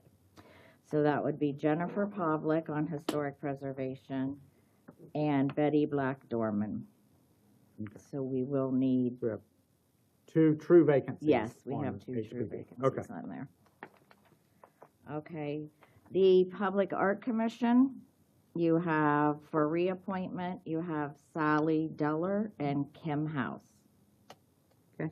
Move So to moved. approve. Second. Any discussion? All in favor? Aye. Aye. Any opposed? Passed unanimously. The Airport Authority, Bill Miller has termed out, but from my understanding with the ordinance or resolution that we passed when we did that for Frank Iapolo and Jennifer Dane, Yeah. is if you want to extend that to him, we can as well, but then we still will have Robbie Robertson's position open. I would like to extend that and my reason being is the state that the airport authority is in. And again, that institutional knowledge of just staying there while we're finishing this whole process with the airport in there. With his Yeah. So, am I allowed to make a motion on that one? And one other one on there is Benny Crosby. He is available for reappointment. I move to approve Bill Miller and Benny Crosby to the airport authority. Second. Any discussion? We already told Benny he couldn't leave. All in favor? Aye. Any Okay. opposed? That's all we have for board, so I'll get the true vacancies, we'll get some applications and get those to you. If you have anyone in mind, send them to the clerk's department on our website. Okay, and then bring back the term limit ordinance, I guess, Term limit just for discussion. Will it be for, and which boards you want it to apply Well, to? each board or was it- is adopted by a resolution, so Right. each one has its own resolution. I thought, so there's not a single term limit ordinance or resolution? No. We have to look at every one of them.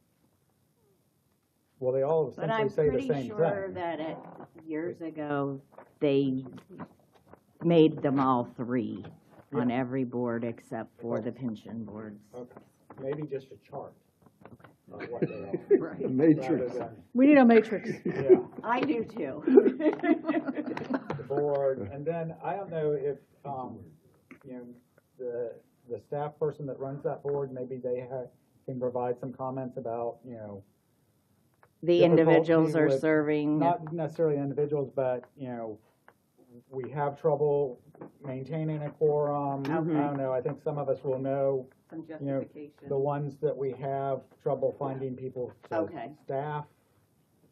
I don't know if you've got, and if you don't have anything to put in that box, we'll put something in when we get here. Okay. Do you want that on a work session? Yeah, I think it would have to go in work session, next work session? Yes. Next work session? Yes, I think. okay. Yeah. Okay, and then you'll advertise Yes, the for true the other vacancies. openings. Okay, all right. Anything else? No, While we're with you, do you got anything for the city clerk's report? I do not. Okay, city attorney's comments, I do not have any comments this evening. city manager's report, nothing this evening, Mr. Mayor. City commissioners, Commissioner Britton? Just one thing, and I said I wasn't gonna have a report tonight, but my question is why do we have to have the airport, the air show at the airport? Why couldn't we have it over Lake Monroe? Well, I think what I heard was the Blue Angels won't do another show over water because they already do They do some bigger number. ones elsewhere. Was one of the comments that was made, and I think it's also, just logistics. And the fire chief is willing to say something. I bet it has something to do with safety. Yeah.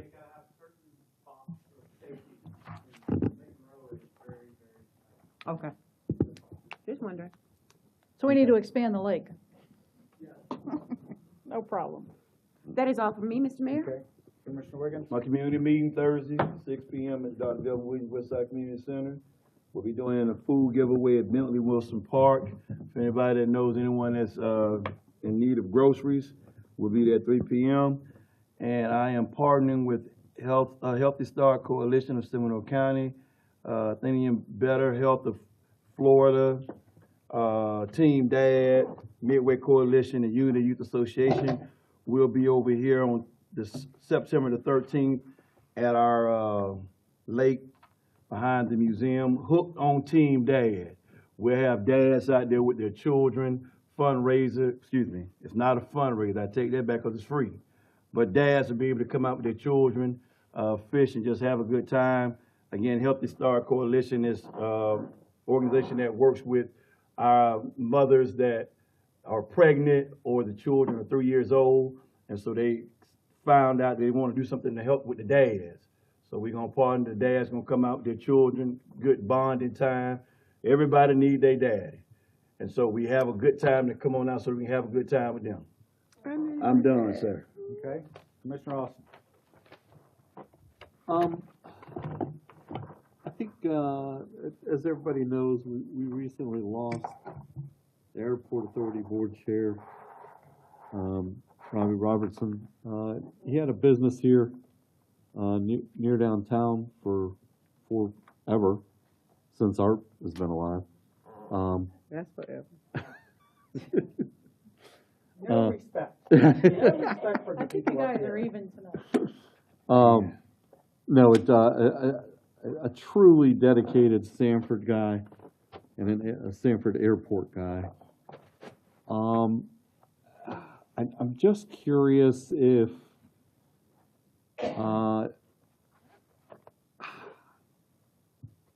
I don't recall recent memory of losing a board member like that. Maybe I'm failing in my memory. Is there an emeritus position that we could leave? And I don't know if that's the right term. An honorary position we could leave. Is there some way to honor some of our residents and citizens who've done so much for our city? It's kind of a memory thing, and maybe I need to talk to airport people about doing something out there specifically. But I'm talking about boards. Yeah, we were just talking about them. We do have some dedicated people that serve a long time on boards here, and Robbie was one of them. And so when an occasion like this happens, I'm just curious. Is there a way for us to come up with a way to honor them or to remember them?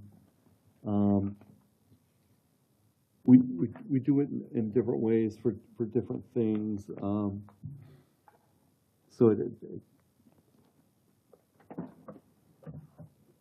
Would it be too much to do something like commission a painting of him and put it in here in City Hall? We like our artists and being creative. I'm not against that. I'm just spitballing. Maybe at the airport I'm too. going to play devil's advocate. Okay. What criteria do we set up for, who do we do that for? Yeah. And I think that's one of the things we need to be sensitive of. Make it I do know competition the airport board is talking to the golf course about doing something. Mm-hmm. We might want to ask them Well, that- if they'll let us join them. That's another thing that he was a huge champion of, and I was excited. I was excited to have that clubhouse done, and he's going to miss that. And I certainly agree with you. My my concern is, you know, who do we miss? Who comes next? Yeah. How we say we did something for this person, we didn't do something for somebody else. And so, Well, I could say that about a lot of proclamations and keys that we give out too. yes. But I don't. I was just thinking that. But I don't. The city manager has pointed that out to me about keys. I don't. And. Well, you don't for the give out record, nearly I as many searched keys as the other guy the did. best recommend- the best Let's not devalue. thing I could find in any city was the mayor says so. I do have a copy that I received from Deltona, and they do have a policy. Yeah, but, and it comes down to, they did a lot for the city and the mayor says so. I don't think That's theirs not a says lot the of mayor help. says so, I think it says something I else. can Well, that's review Theirs that. was the I can one. send that out to you Yeah. to look at. That's the way this city has always ran, especially with the previous mayor. Are we doing a resolution for his, service hours? One had not been requested, no. And I don't know if there's an opportunity to do that at that service.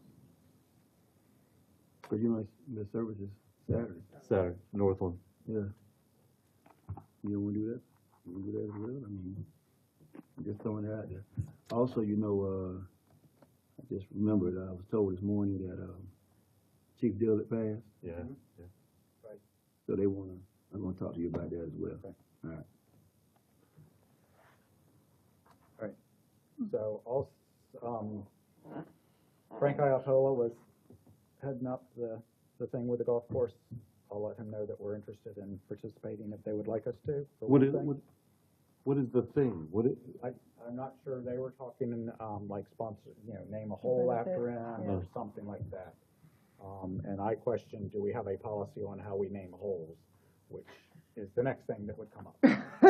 Because who gets a hole named after them? Well, It can only be we 18 currently of don't- them. We currently don't have any named after anyone, okay?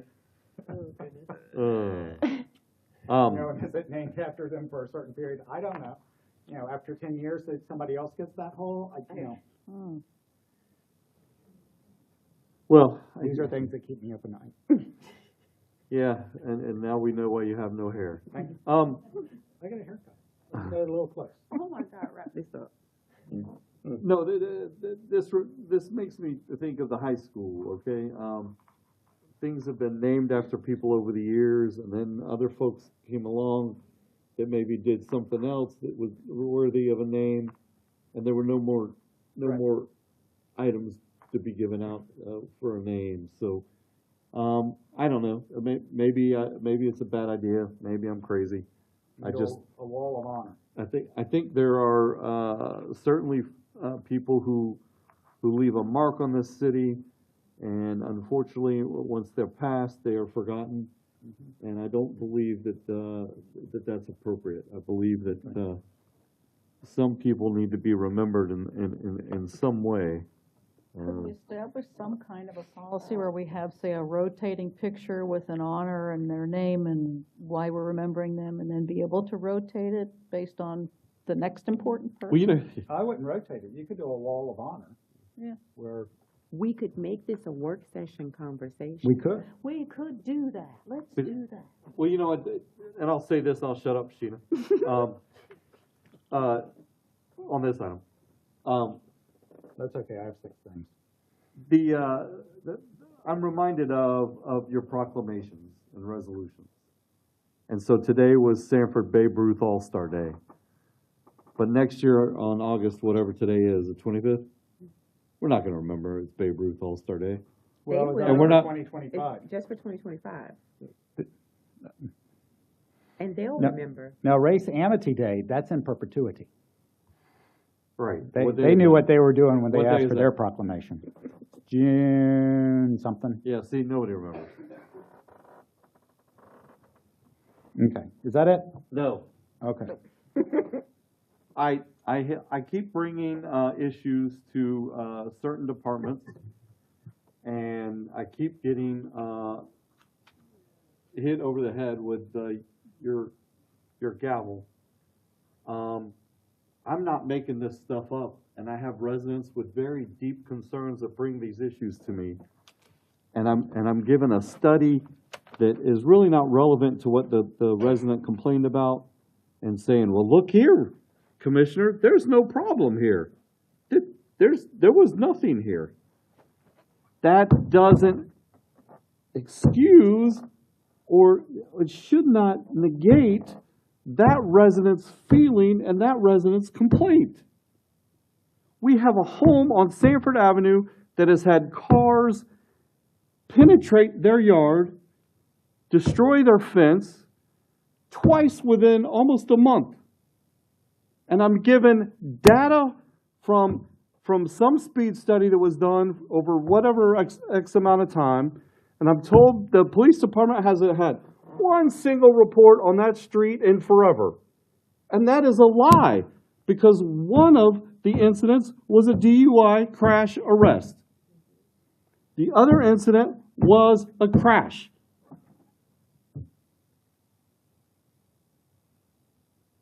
I'm tired of being brushed aside. And mostly because I am bringing this on behalf of my residents. Pinecrest Park has had a car hit it one way or another a couple of times. Someone who lives in that area for many years now has been complaining about speeding there. We don't do nothing. We brush it aside. Sanford Avenue has been a problem for years in different areas. This issue specifically is around 18th Street. We brush it aside. I had a complaint over the weekend in Groveview. We brush it aside today. I'm going to start brushing aside these departments that need new employees, need new equipment. I'm going to brush that aside too.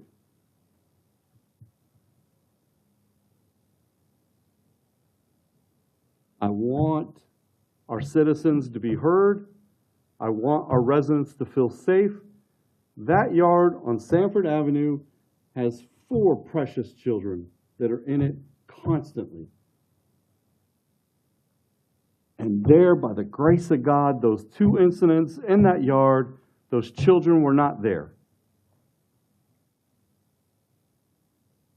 This story would be different right now, and I wouldn't be as controlled as y'all might not think I am controlled. Well, what are you asking to be done on Sanford Avenue at that house? I want something done on Sanford Avenue to slow it down, to make it safe. And to not be told that we've done a study, so there's no problem there. I think that's more so what he's saying. Yeah. I got that email a couple weeks ago. I couldn't even talk about this last meeting because I'd probably be back in the hospital. I got that email before last meeting. Commissioner, I'll get with the staff. To be told that with the, and I forwarded it to the resident, I was so mad, just so she could see the absurdity of what I have to deal with sometimes. And you know, a lot of people point fingers at different folks in the city, but it's happening in many different areas. It's not one particular person. We're brushing aside people in different ways and different. Is the speed bump a solution here? I don't think it's possible. I don't know if it's possible or not, but we're not doing enough. And we put up the electronic sign. It's not working. And I'm not upset with the police department. I know we don't have enough people to put all across the city. What is it? 23 square miles. But I believe we've done some speed control out there. I don't know what the results were, but we can't be everywhere all the time. And we can't put speed tables everywhere. I get it. I know that, okay? But there are some creative things done in different areas and in different municipalities.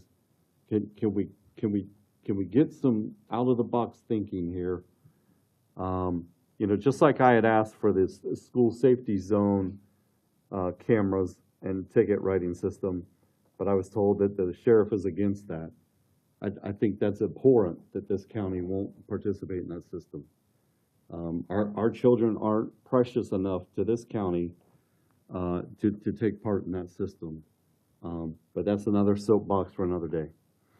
And I've taken up enough time. How do you have two mics? What? I just looked at it. Only one is adamant. I don't know which one's mine. And I'm not sure if I want to look at Chris or Brent. For Sanford Avenue, that sounds like, you don't have to come up. It sounds like a complete streets kind of concept, maybe, to look at with Metro Plan. Okay. Okay. All right, anything else? I think I've said enough. Okay. Probably gonna get Chris to turn my mic off. Commissioner Thomas. I only have one thing. There was something this was not in Sanford, but there was a cruel political act happen in our neighboring city of Orlando. I'm sure a lot of you know about it. There was a real good tribute to the Pulse victims. It's been there for years. It was approved by FDOT when it was put in. They went in the middle of the night and repainted it. I would like, and it's up to the commission, totally up to you all, we can vote on this, but I did draft a letter to Mayor Dyer indicating that I'd like to say the city of Sanford would want to support his leadership and the actions he's taken as a result of this horrific act. I can read the letter or just ask you to consider it and whether or not we would want to send that to Mayor Dyer and just offer our support for his decisions. Do you want to hear it, or do you just want to say yay or nay? Well, I've seen it, so. You've seen it. Yeah. And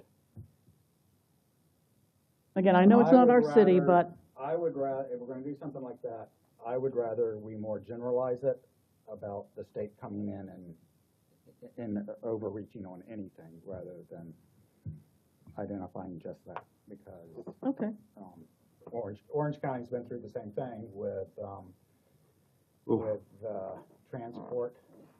Ice. Yes. You know, where the state has come in and said, y'all have got to do this. So if that's if a good point. We could I would generalize rather it be, you know, we support you in your yeah. you know, standing up to the state and standing up to the state and living local. And we want to identify different things, but that would be my feeling. Okay, I agree with that. I can support that. Do you want me to draft up something new and send it to the commission, or? If you'll send it to my attention, and then I can opine on any changes, and I can then disseminate it to the mayor and members of the commission. I would recommend doing it that way. Yeah. Okay, that's good. Thank you. I'm done. All right. Couple of things. This has sort of come up before, but it is becoming more of an issue at the Sanford Information Center, where groups are wanting to use it at night. And there is no staffing for someone to use it at night other than to say, here's a key, lock up when you leave. We need to come up with a policy on that. You know, there's some sort of groups that have used it for years that know people. You know, well, I mean, they're in there often enough that, you know, it's somebody known by Main Street, and they're okay doing that. You know, the Ritz Theater is one of them, to be perfectly honest. We meet there. Dan leaves. We lock up when we leave. But there are other groups, and they're wanting to come in, you know, nightly for a couple of weeks. My first thought was start charging them, and I remember, wait a minute, the Ritz uses it too. But we need to do something. I mean, we can't leave it to Dan to make that decision, and we can't leave it. I don't think it's a good idea for us to be letting people use it with the understanding that they will lock up when they leave. I can work with Mr. Ping to start drafting a policy. Okay. I'm sorry, Mayor. You just brought up a point. that I think we might need to address here. Monroe Hall. We've left that place in stall status. I had said fix it. Well, okay, we've left that place in stall status because we had the one RFP QZ. Now we got a new RFP QZ. We're not making any progress on any of those alphabet soups. And that place is sitting there underutilized, underused. Let's go ahead and get it fixed if we can. And then a certain employee won't be threatening me with harm. For She sake may of, or may not still be here. for sake of clarification, what is the price tag to fix that? Oh, there she is. Is she threatening you? Good evening, Mayor, I'm Commissioners. scared of I will get back with our colleagues in HR Risk Management, because our last meeting held forth that if we were to essentially pay an insurance premium, if you will, of I believe $35,000 or $40,000, that Synergy would come in and do the repair work. However, that's been a number of months, and I want to make sure that that's still an accurate information. All right. Okay, so I'll get back with Mr. Bonaparte on that for dissemination. Thank you. Thank you. I'm hearing this, the consensus of the commission for us to look at repairing Monroe Hall. Get it back on the books, Yeah. Okay. so to speak. And I'm not against people using the Welcome Center. I think, it's good that we have that available. But I do have a problem with us just letting people hang out until they lock the door when they. No, you're right, but you also reminded me that we have another space That we for could people to meet that we're not using.